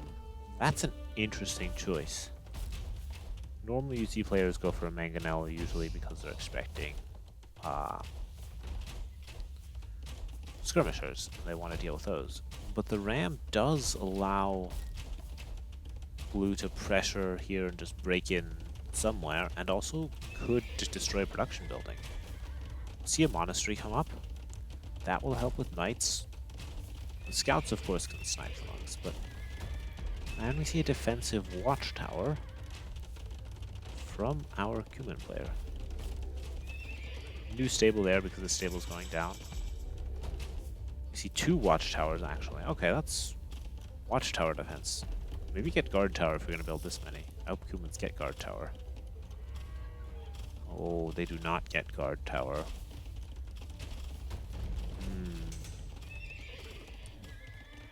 Yeah. Tower defense isn't going to be a long-term solution for Cumins. These archers, they have 8 range. How much? The towers are also sitting at 8 range. So, yellow still has the eco lead. Alright, second town center coming up there. But we're going to need to see some sort of answer to this. We have knights, okay. Appropriate massive knights will do fine until the monks come in. There's 1 monk there. And the crossbows have a fair number of upgrades. Alright, we're getting bloodlines on the knights. Alright. Alright. Repair villagers for the ram even. Yeah, and yellow's being pushed here. Alright, maybe the towers were a good play. Like a mangonel can take down a watchtower. Okay, Castle Age watchtower is more health than a feudal one, but still. With some repair villagers, doable. I think more siege is what blue needs. Either that or some answer to these knights that blue hasn't seen yet. Meanwhile, behind this, blue's taking the the villager lead with second town center there. No, third town center there. Britons get cheaper town centers, of course. And meanwhile, yellow's trying to mass enough knights to clear this, which it might actually be enough by the time they attack, especially if, say, the scouts are clicked to attack one of the monks. The mangonel here damaging both the tower and the town center. The tower is actually going to go down first. It might be tricky to repair it, I don't know.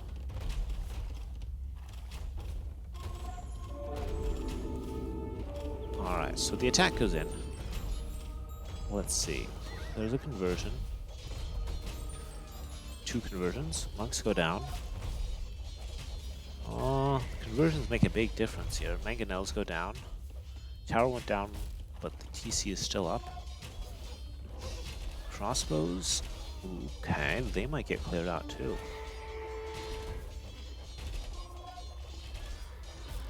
Behind all this now, blue's taken the villager lead. And actually, while the crossbows will be cleared, the villager and the ram and everything else, I would say a lot of cavalry went down to achieve that. Let's take a look. What is... Alright, blue has a couple. He's going to add barracks to add, and is already teching into... He's already making and teching into pikemen. Well, they're spearmen right now, but yeah.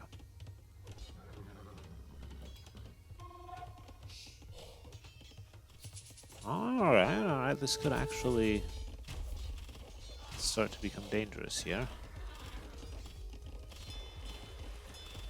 We see knights are running in there now, try and clear up the crossbows. But that knight goes down, these will go down as well, with some quick walls. These villagers run through the deleted house gap.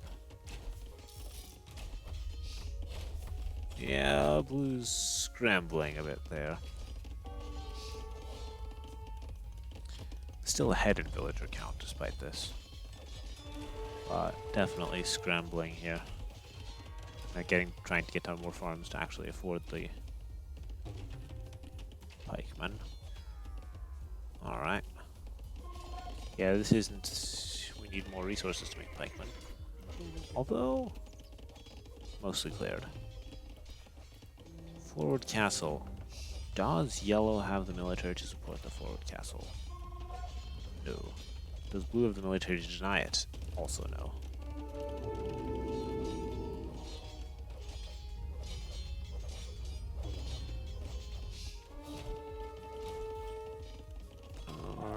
A lot of idols. Okay, they found some jobs. This knight doesn't go down just yet, but there's still the tower shooting at it. And it goes down. The yellows docked both pawns, but not with so many fishing ships. Castle goes up here instead. And with the siege workshop here too. Alright, alright. This siege workshop is still up, but it's not going to produce anything with this much cavalry. So yeah, our blue player might as well go into the pikemen here. They will deal with the cav. A big enough archer mass would do it as well, but this is not a big enough mass.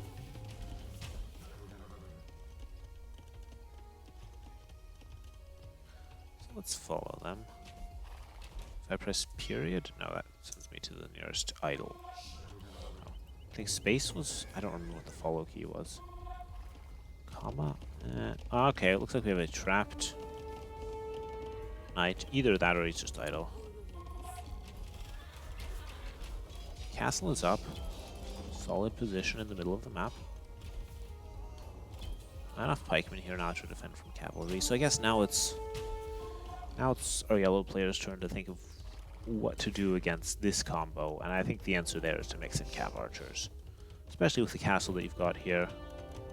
Mix in some kipchaks. And you have a nice mobile army that can deal with the pikemen as well.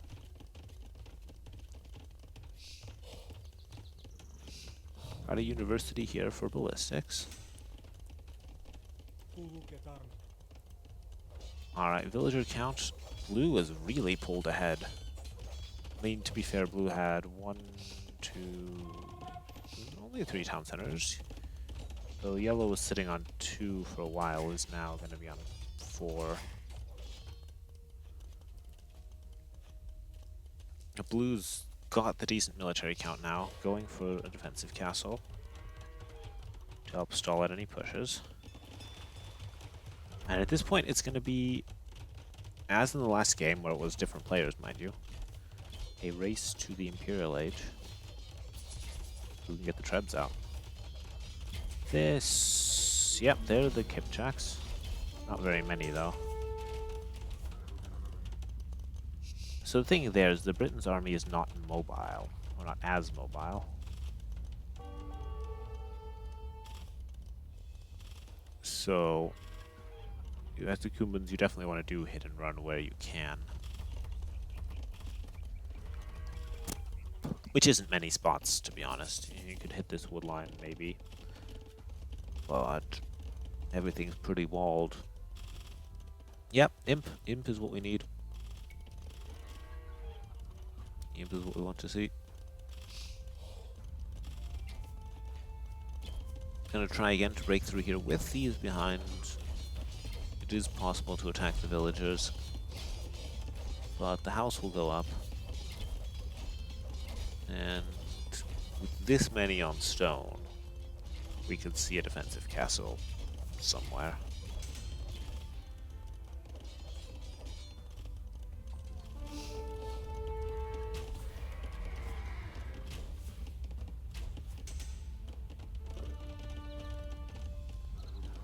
Interesting, they're sort of doing weird footprints. Maybe because that particle effect's turned to low. Okay, so who's going to reach him first? It's basically a tie. Basically a tie. Both players getting all the techs that they want to. Masonry, we see town watch, we see ballistics, we see more fishing ships, we see stone mining.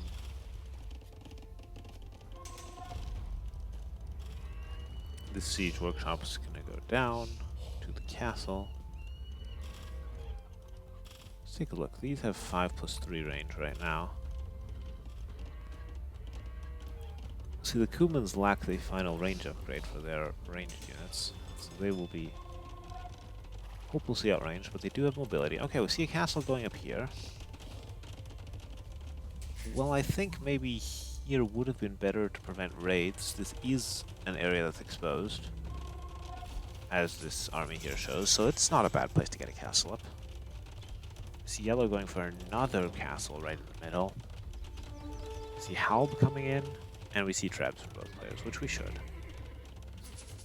Villager count, even enough. We're going to see the Treb War shortly. Let's take a look behind this. Lots of skirmishers being prepped. Lots of skirmishers being prepped, yeah. With their respective upgrades. And here we see Trebs. Now the two castles close to each other should be able to produce more Trebs. Like if Trebs are produced here, well, I guess they can attack from both sides. This will actually get completed. But focus firing down one castle. Also, I feel like this might be high ground. It's a little bit higher than this castle, yeah. But we'll see which castles go down. Maybe all of them. What have we got circling around here? Another raid. That's why I wanted to see a castle over on this flank. But we're gonna watch. I think we're gonna watch the castle duel instead of the raid. Do you wanna watch the raid? Yeah, Halbs are going to clear up the raid. Not many Halbs, mind you, but. So it's basically Yellow is just going for skirmishers now. Where are the skirmishers? They are here. Skirmishers will deal with the Halbs as well, so actually it's a decent choice against this composition.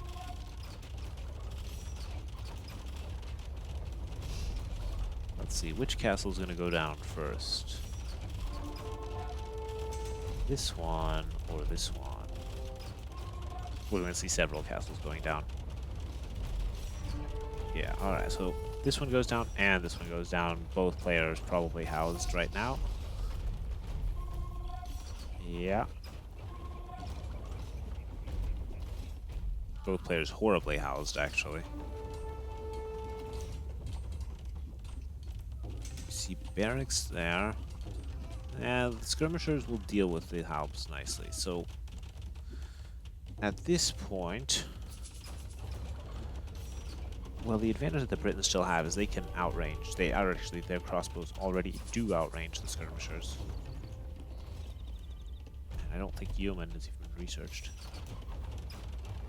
I want to see both players scramble down houses. Yeah, we see some houses here. We see...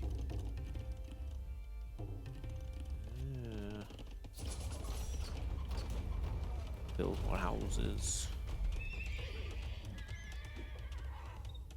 Oh, actually blue is full. Has built lots of houses now through. Alright, alright. So... Trebs, do we have Warwolf on the Trebs? I don't know. Shall we figure out? Maybe. Do we see the castle unique text on this fold-out tree anywhere? I don't know if we do. I see lots of monastery text. No, I don't think we see unique text here. Well, let's see. Blue's not producing anything. It's researching siege engineers. But blue is not at full pop. Does have some resources. Should probably be producing something.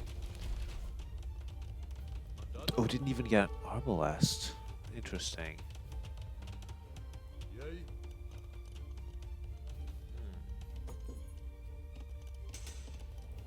Alright, we see a castle here though. So essentially we're going full skirm versus Halb right now.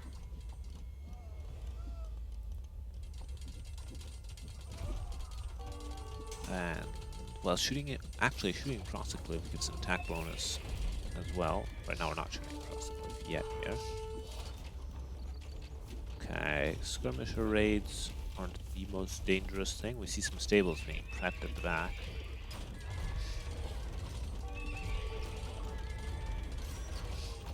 And we see town center going down, stables going to go down. Skirmishers deal peanuts damage to rams, to trebuchets. I mean, 1 damage per shot. So the trebs can just stand here and shoot all day if they want to. Meanwhile, though, the skirmisher raid continues. We have a knight. Oh, we have cavalier being researched. No knights being produced, though. I guess we were a bit stretched for resources. Population-wise, yellow has boomed to 138 villagers. Oh, okay, with another castle here. Alright, alright. Skirmisher raids continuing. Knights will clear them up. You know, even this many knights, or once cavalier comes in. Production building is going down. Let's take a look at what yellow's expanded to. Oh my goodness, I have not looked at yellow's base in a while. But we have the worst farmy. Look at this. T90 would be proud. But we have lots and lots of archery ranges and lots of mills with poorly placed farms around them. Not that I'm going to judge that, but it's fine. It will produce lots of food. And it's a very solid eco. Castle goes up here, though. And we have to start thinking about resources. This map had a fair amount of neutral resources. Alright, yellow... I don't know where the stables are, but yellow is making hussars, and having all those villagers on food will be good for that. Running into halbs will not be good, but looks like some raids could get in. Where are all the stables for that? Oh, back here. Fair, fair. This push continues, though. Although, it's so poorly guarded. Yeah. Oh, and I said it was so poorly guarded. There were actually some helps. And it is close to a castle.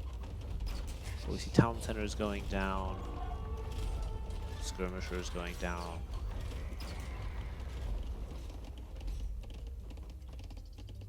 This push is going to continue. Alright, there are a lot of resources to be had here, but that's not particularly safe. Yellow, meanwhile, is expanding aggressively over to the side. And is getting lots of cavalry out. Like, yellow has more better map control, but hasn't been able to deal with his push in the center. Although now the trebs might actually go down. Where are they being trebbed from here? Okay. Yeah, the trebs might go down here. Let's see. Oh, well. We have a 1-for-1. A lot of cavaliers went down. All of them went down. More of them coming in from the other side, though. Just... what a mess. Let's take a quick look here. Alright, yellow's going to build a town center here. Blue's going to keep mining the stone. And, alright. Yellow managed to get a castle here.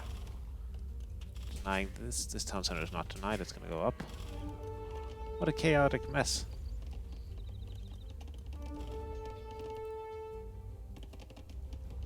And Blue's not using their population as well. Yellow is almost over booming at this point. Let's just check the resource counts quickly. Alright, both of them are actually spending their resources down pretty well.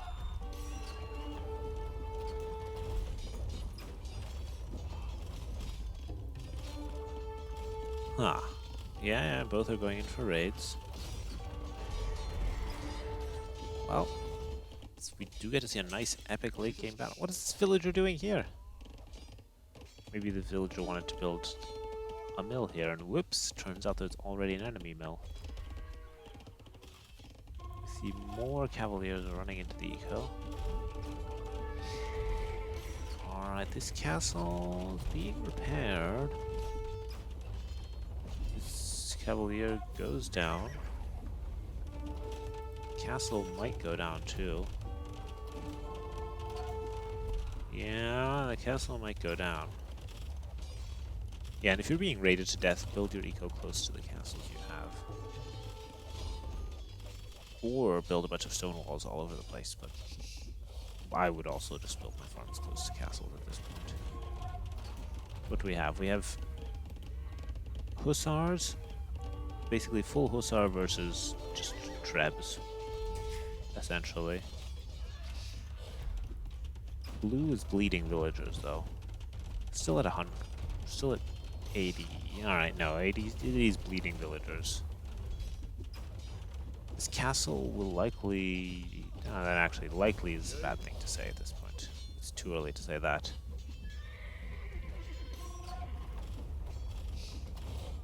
This castle might go down eventually, although it's getting more repairs, so maybe not. Hussars are going to snipe the Treb.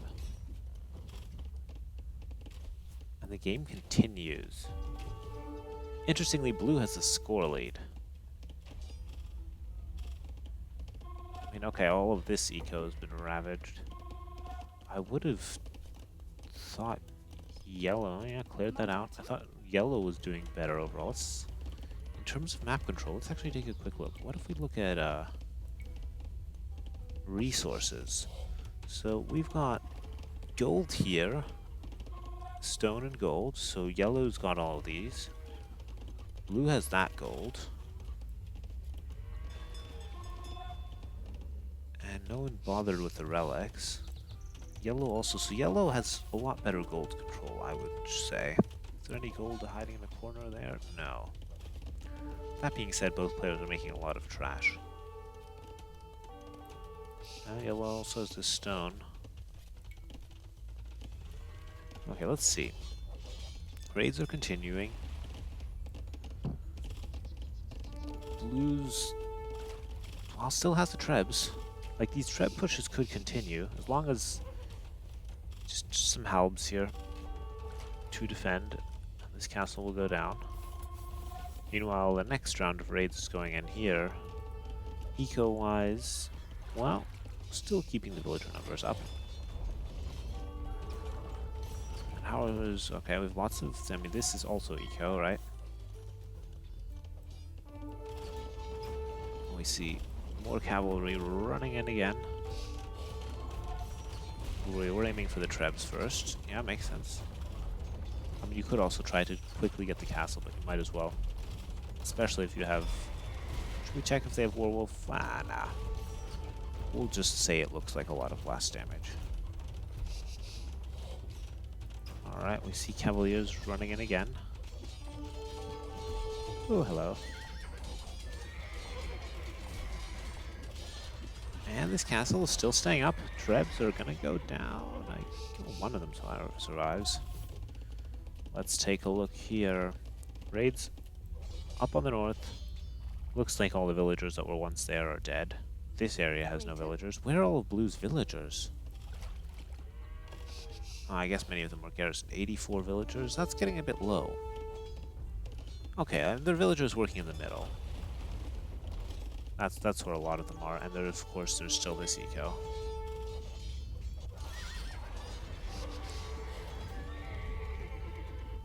And this continues.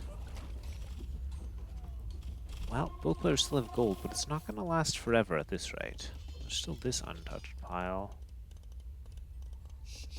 Shall we see what both players can see? So blue doesn't even know there's gold there, but knows about this castle, really wants to deal with that. And still has a mining camp here. Alright, and let's take a look at what yellow can see. Yellow's basically scouted the entire map. It's getting some individual raids in here. I'm actually doing a lot of damage since those aren't being addressed. And is being raided down here though. And is trying to snipe these Trebs, will probably succeed again. Oh, the outpost. Oh, blue just spotted this eco here. This is juicy and asking for a raid.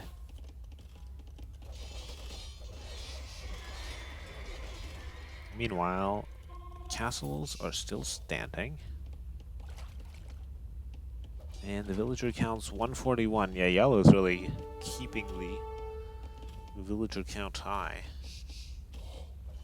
Okay, what do we... Okay, looks like blue desperately needs... That can't be built, can it? Building site obstructed. Blue wants this gold. That's what... And is now sending some helps to raid that. Also wants that stone. So yeah, blue's looking for new resources to exploit. Meanwhile, what has yellow got going? Never really enough trebs. Like, the trebs are always losing the duels. Although there are none here at the moment to defend, so... Maybe yellow can actually push down the castle this time. Blue's just adding more fishing ships, just relocating all the farming eco to the lake. Crazy, crazy.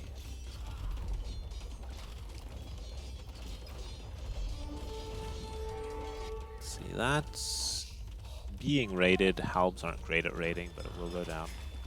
Town center does go up here on the extra gold. This castle going down. Blue still has this location, though. Well, what are we going? We're going Halbs versus Cavaliers. It's... Alright. See, what I'm seeing is a lot of raiding, but no decisive pushes because the trebs keep going down. Maybe... I don't know if Rams would be good. Probably not, there's too much cap running around. Alright, yellow can see that the gold's being mined here, doesn't want that happening. Once again, we sort of have to ask, how are we doing resource-wise? Blue's denied this, blue was looking for resources. He's gonna take out this lake. Wants the gold. But blue doesn't really have any gold other than this, which is now being denied.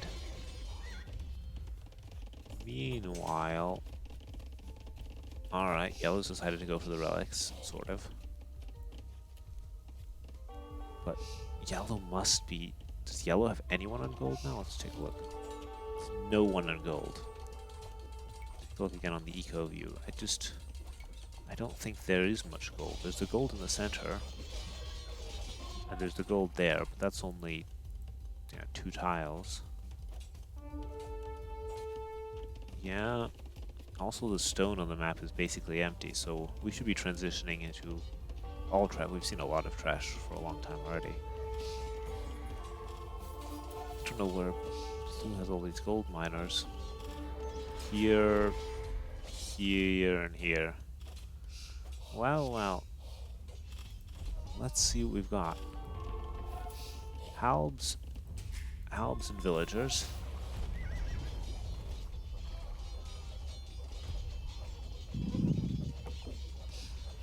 I don't know the score. I actually haven't checked area2.net for this set. This is the first game between these two players that I've looked at, so I believe, at least. Maybe I watched one. I don't remember. I think this is the first one. I was looking at a different set before, so I don't know the score.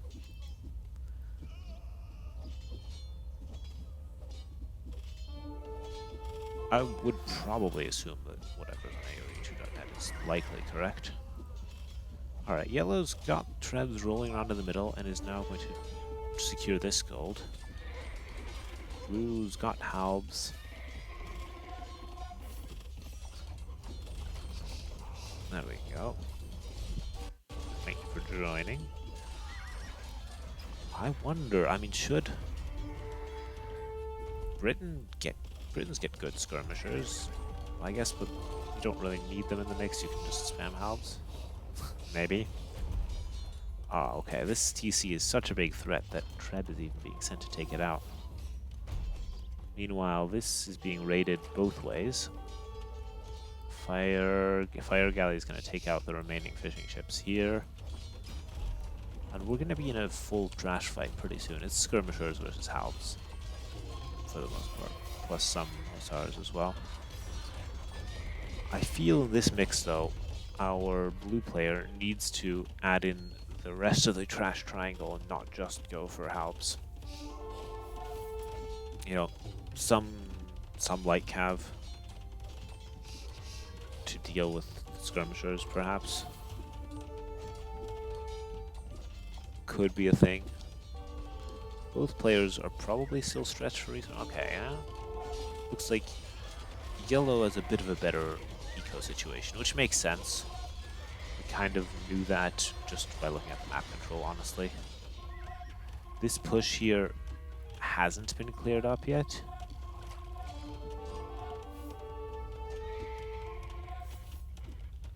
But look at this queue here. There's still TCs. I think blue at this point, he's going to be struggling. Does still have an amazing amount of fishing ships, but it's slowly going in the favor of yellow. Even though, looking at the score, our blue player is still ahead, despite everything.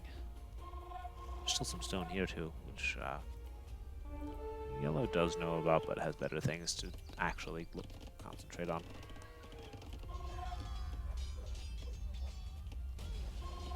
I mean, really what yellow needs to do is get something there to destroy the fishing ships, but now the more immediate thing is to push in the center. We see halves in the middle, because this is one of the remaining gold piles. I can't say. As said, I was watching a different series before I switched to this one.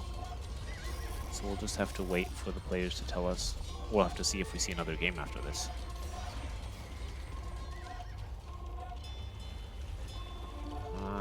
No one's trying to get that gold. Yellow's getting this. Alright, so blue shouldn't have any gold right now. Yellow doesn't have much either, though.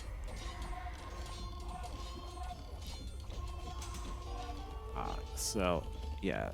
Hussars and skirmishers is what we're seeing here. Look at this. I have the longer decay mod. Pop, 200. GG. Well, it is, I mean, that was not a lie. It was 200 pop. While our blue player was... tried to sneak on the lake. Oh, was that early on? Yeah, that's true. Oh, that was the villager that went back. Yeah.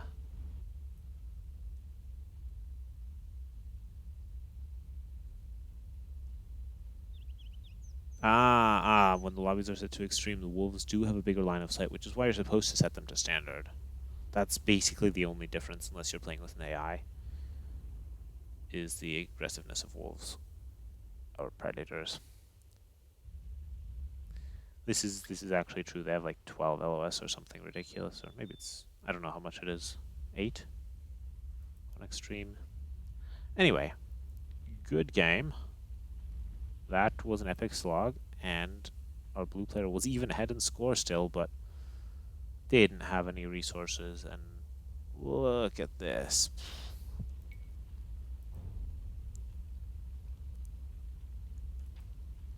.600 units killed. Very even KD, actually. Yeah. I mean, that's what all the extra map control will give you.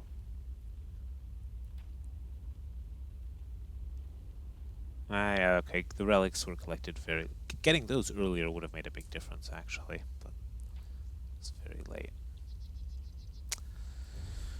Okay. I actually... Well, let's see if there is another game. I might still call it a night, though, because I'm casting for a while. Yeah, I might do that. Let me quickly check on AOE2.net.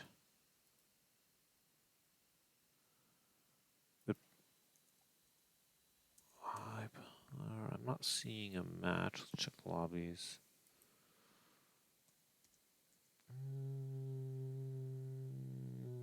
There's someone playing King of the Hill. 7 out of 8. That's not the match we want. looks like they started a new one 3 minutes ago, and there's also some sort of free for all. Yeah, there is one more game. So I actually want to break, but let's, if it's the last one, we can watch it.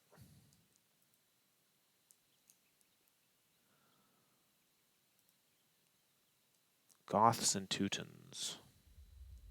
All right. Could see lots of infantry. Okay, we have our seawalls. 300 HP on those, 0 melee armor, but the sea gates are 2-2 instead of 0-6. We'll remove the fog of war. I don't know what the score is.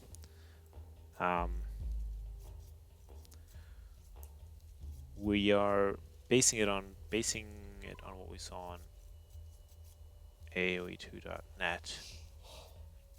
They've already played 3 games before we started watching, so this would be, assuming none of those were restarts, this is the 5th game. But you'll have to check that out. I will be casting this.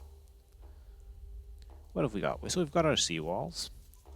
We have some very high hills everywhere.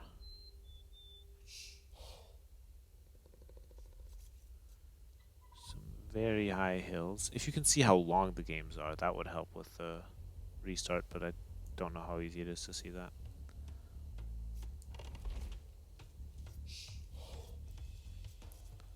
And we have good amounts of resources, I would say. Yeah, gold isn't so great. Alright, yeah, so it's essentially, it looks like Team Islands, but this is Mangrove Shallows terrain in its entirety. Except for the, okay, no, some of these parts are deeper, but a lot of it can be built on, can be walked on. And players start with an elite eagle warrior. Where is our Teutonic elite eagle warrior? Turkey has 40 food. This is correct.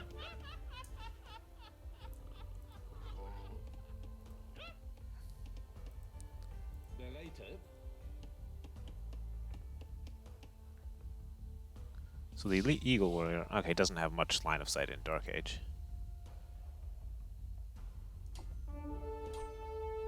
I think I don't know how in the early rounds how many people actually will use their restarts or even are aware that they have them. Theoretically, it says it in the rules, but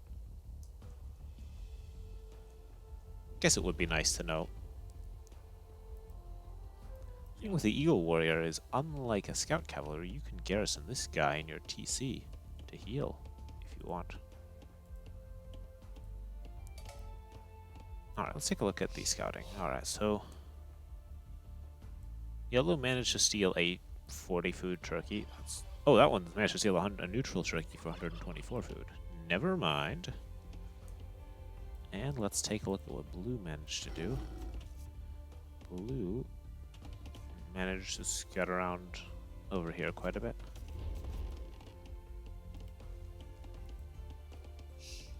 Teutons versus Goths on a map like this.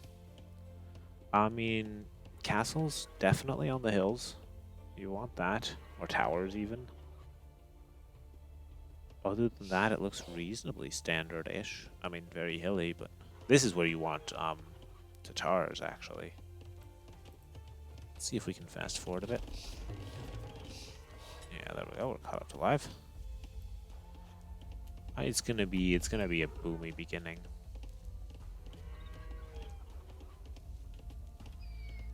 Okay, so there have been 5 games before this one. One is a very small one.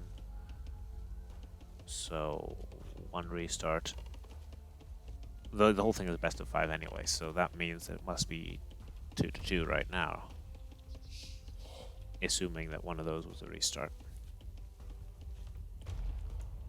Yeah, so the reason why we're doing best of fives even at round of 128 and round of 64 is because sometimes the map generation can screw you over a bit.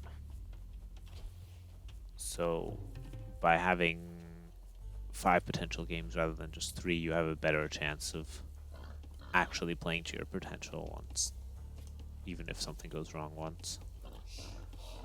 And the reason why we have restarts is the same reason, in case you spawn in and something's totally wrong. Which shouldn't happen, but it's possible.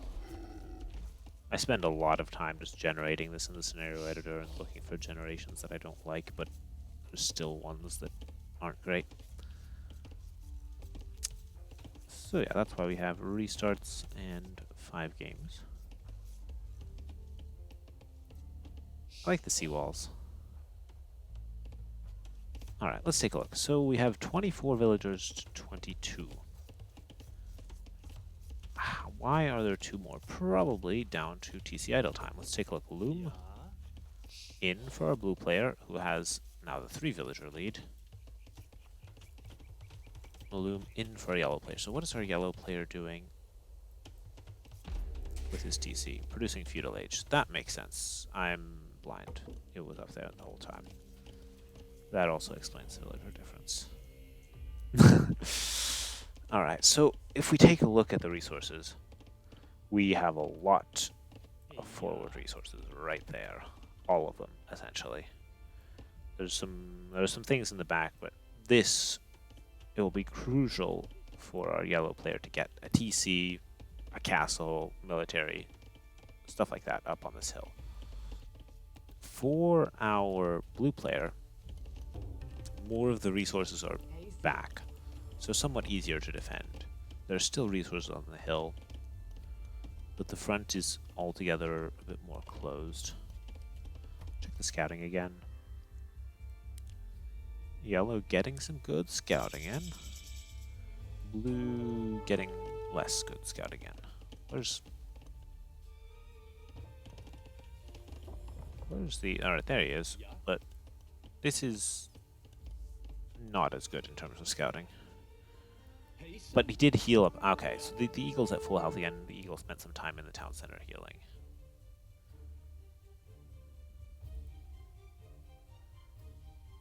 And we get to see the eagle warriors chase each other across the map. Okay. Well, they're both going to get in at this rate. And now the blue scout is elite eagle is in, which can be good or bad.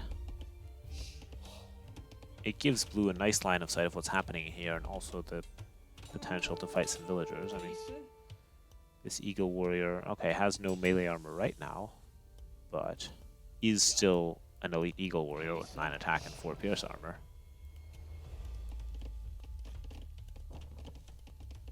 And there are no weak villagers here, but there's that's not very weak.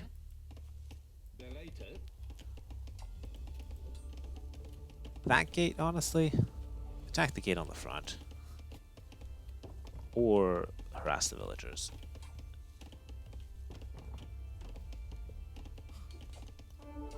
Alright, and yellow's healing up in there, and we'll have a full health elite eagle warrior soon. Shall we see how quickly that heals? Not very healed yet.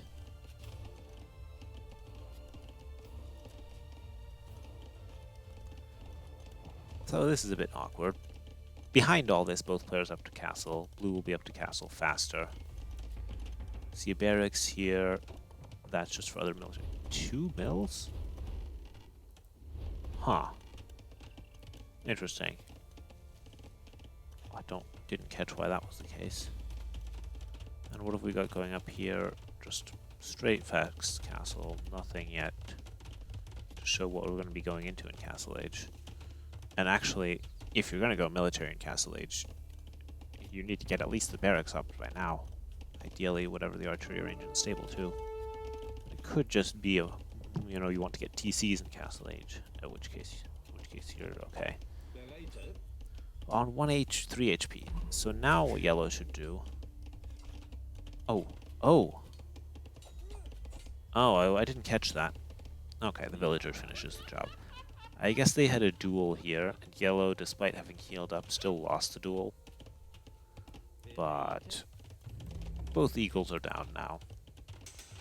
Both players looking towards Castle Age.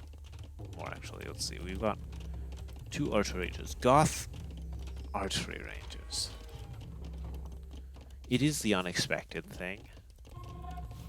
And it is strong against, or it can be used, it's a good counter to a lot of Teuton units. But as expected here, it's essentially just more TCs. Don't know if I like this spot. Yeah, you won't get denied, but okay, top of the hill might be tricky. Maybe up, forward? It's not as safe, but you want to secure the gold. Or like here, this could be a good spot. Just I'm not so impressed by this back spot here.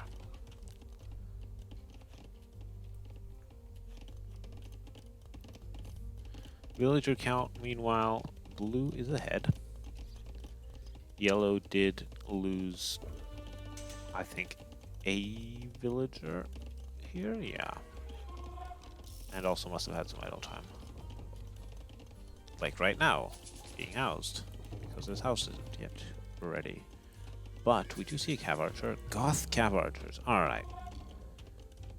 Forgive me while I take a look at what Goths have going for them. No thumb ring.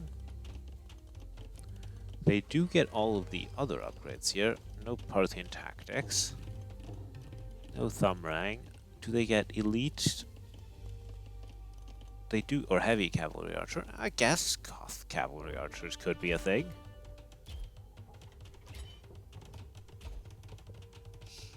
You could also spam cheap infantry, but I guess this is not a bad play, actually. Do we have some upgrades on them? We do. So the outpost villager goes down. The gate is going to go down as well, eventually. Meanwhile, though, blue's 10 villagers ahead with the second town center. And, well, we're producing cavalry archers, and this is going to be a castle drop. Now, I like that. It's going to take a while. Where did all the stone go? Maybe it was sold to get up to Castle Age faster. I like that. Like a castle here, or here if there's enough space, or here, would be very strong, and that does require some military support to make sure you get it up. Alright, we're seeing a siege workshop. That's also strong going downhill. And blue's living here on borrowed time. Yes, eco lead is growing, and siege will help for a while. But that gate is down, killed by the own mangonel. Or at least the killing blow. The cav archers are in. Siege.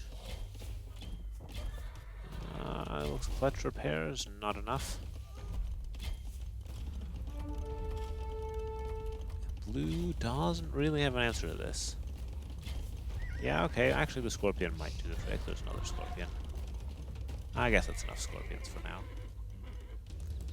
Until we have mangonels over here. Alright, what's blue going to build? The outpost? The castle. Alright. Yes. As I said, these hills are good places for castles. Yellow doesn't have enough stone yet for a castle, but this castle, assuming it goes up, which it will, that's good. In a good position here.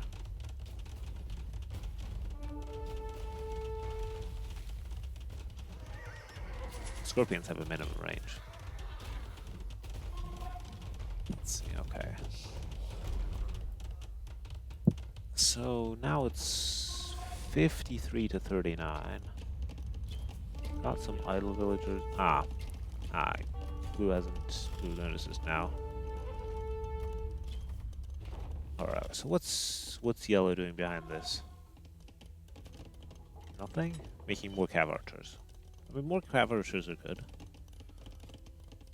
and still mining stone to drop a castle. That could just end up being a defensive castle there. Or if it or an offensive castle here maybe? We'll see. Lots of villagers. Blue's going very greedy here. Basically just going for a bit of siege defense. Yeah, just basically going for siege. Another TC here. Well, TC's gonna go up, but the Cav Archer. Oh, the Cav Archer has no armor. You can knife him down. And then knife down the tiger.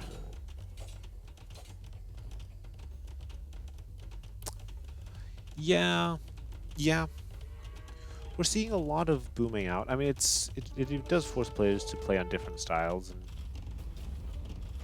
I think especially at lower levels, people also like playing more defensively.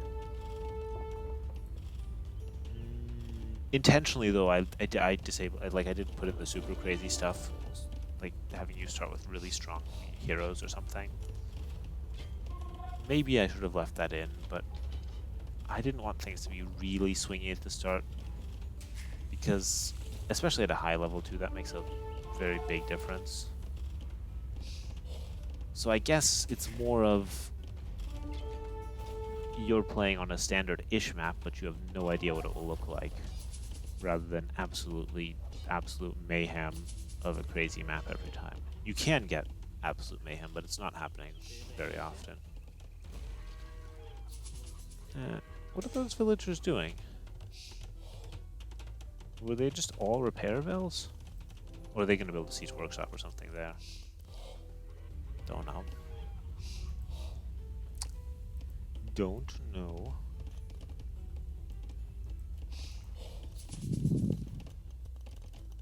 I think like having some sort of unusual starting unit always spices things up nicely. Like in this match, we saw the eagle warriors running around from our Goth and Teuton players.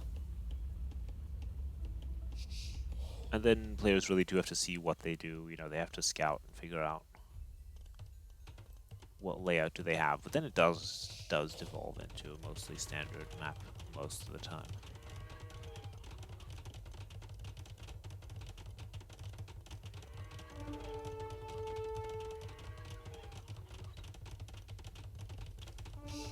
If it were too much mayhem, though, I'm not sure how many pros I could have gotten to play. Maybe a lot of them would have still been interested. I mean, don't know. This castle here, he's going up, will range that stone, and means that we're gonna have a castle duel soon. Yeah.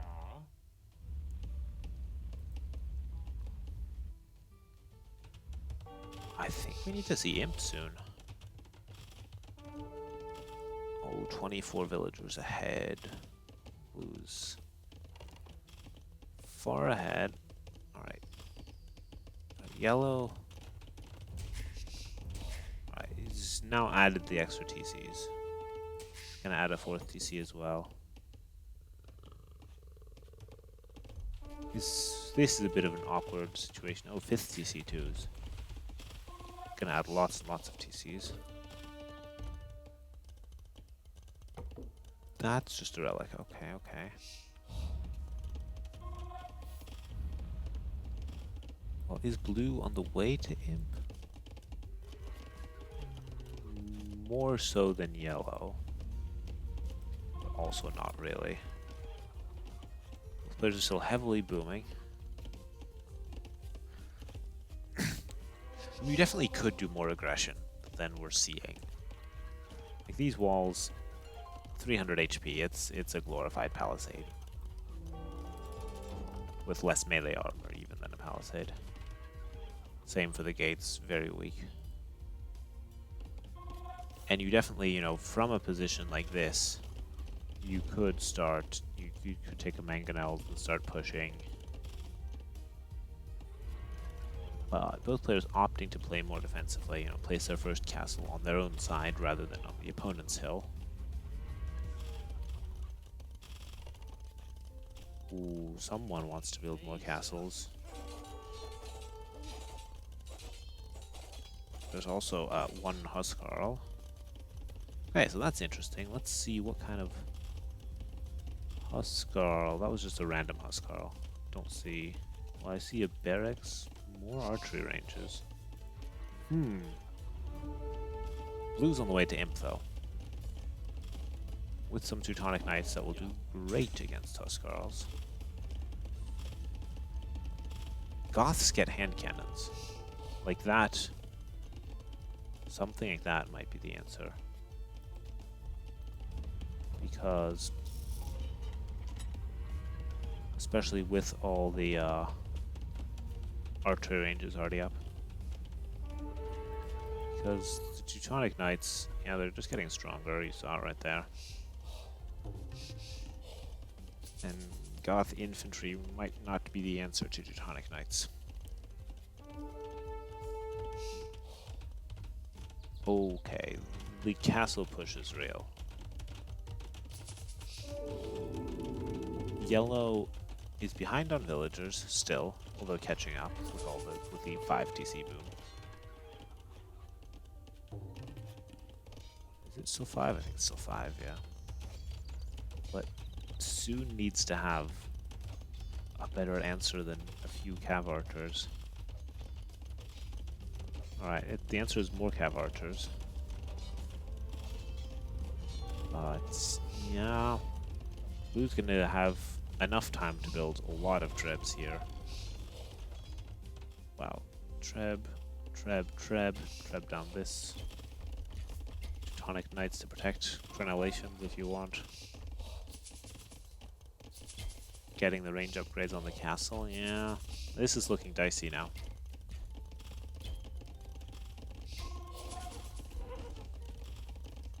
Like, what do Goths do here in Imp? You can raid with the Huskarls. You can ascend the Huskarls. Oh, there's a castle there too. On the other hand, Huskarls are fine against the castle, so you could just send Huskarls all over the place and force the Teutonic Knights to run around. You could do the same with cav archers, and then to defend, I think hand cannoneers might be what you need. This castle is going down. Is there another treb coming from here? No. It's still gonna go down. And blue is now fully boomed. Alright, yellow did get a backup castle here. Gonna go for another cav archer range. I don't know what there is to hit with the cav archers. Did I say range? I probably meant raid.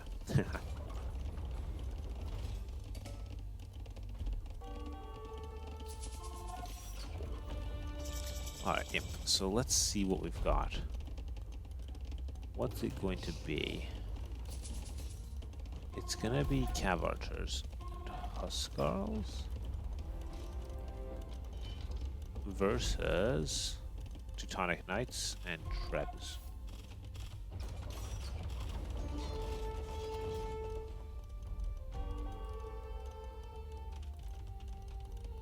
I think, well, let's see our epic Treb duel. Once we get some Trebs out here. Originally I thought cav archers were a good choice. I think they still are, but it becomes difficult to raid anything when there's so many castles all over the place. And you really need more cav archers than this. You want enough to one-shot a Teutonic Knight, ideally. Because you don't want to be taking any hits from them.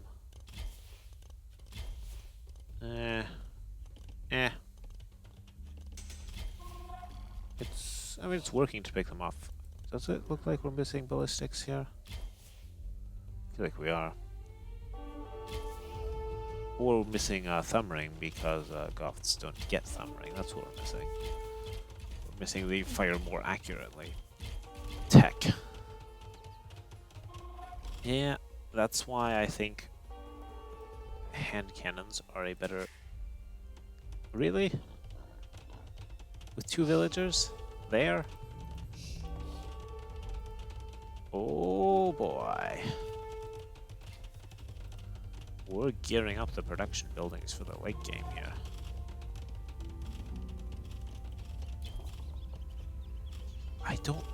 I don't see that yellow just has an answer yet. Stable there. I think hand cannons are the answer.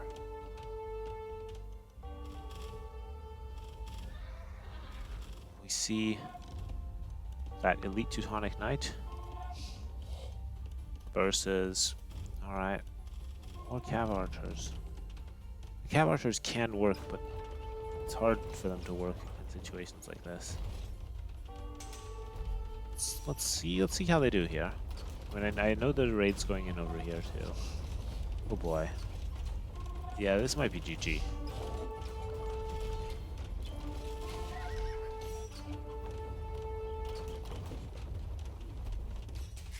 This isn't pretty here. And yellow just can't deal with this. There's not enough Cav Archers, if that's the unit to go for. And I still think hand cannons might have been the better unit to go for. Although, alright, we've got to see a few Huskarls. We see that yellow is desperately housed. Build like a row of houses somewhere.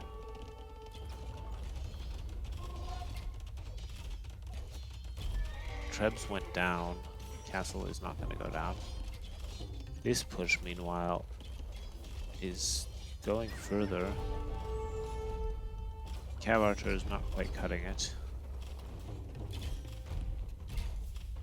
Yeah, this is too few. When the Teutonic Knights can close the distance, it's not a good sign. This is over. It's game 5, so you don't want to resign, but it's over. It's over. Blue's taken all of this side. Just need to send a few units here to clear this out. This is cleared out. Yellow still has this area. Fair enough, but it's almost not enough building real estate. Alright, that's a better massive Cav Archer. Still not great, but better.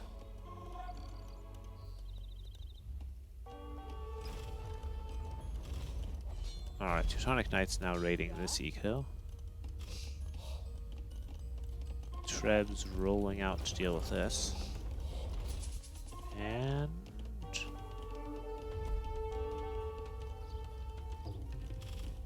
Alright, yeah. Yellow feels the need to defend this, but the problem is Teuton castles with this range. Ooh. Dangerous. One treble go down, but Cav Archers, okay, now we have Onagers too. Yeah, I don't see a world in this where blue doesn't win.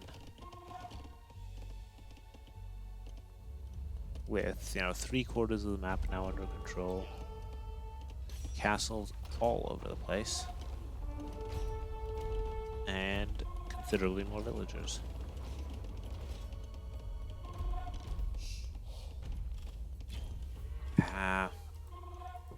Thing here is the Teutonic Knights have 6 pierce armor. So, okay, the Cav Archer is doing 4 damage per hit. Not great. Okay, that was brutal. Onagers down the hill. That's GG right there. GG. Okay. So we can take a look at the post game. I think that's going to be pretty clear. Yeah. So I believe that was the game 5 that we determine that. So I'm going to put over the overlay again and call it a night. Everyone, thanks for watching. If you're watching the VOD, hopefully you enjoyed my casting. And we'll see. I'm not sure. I probably won't be able to cast later this week. I have some real life events to deal with, and then probably not around Christmas. But we'll see. Maybe 1 or 2 more evenings this week. We will see. Thanks everyone for joining, and let's get some outro music or something. What are we gonna do for that? Maybe this one. Yeah, I like this one.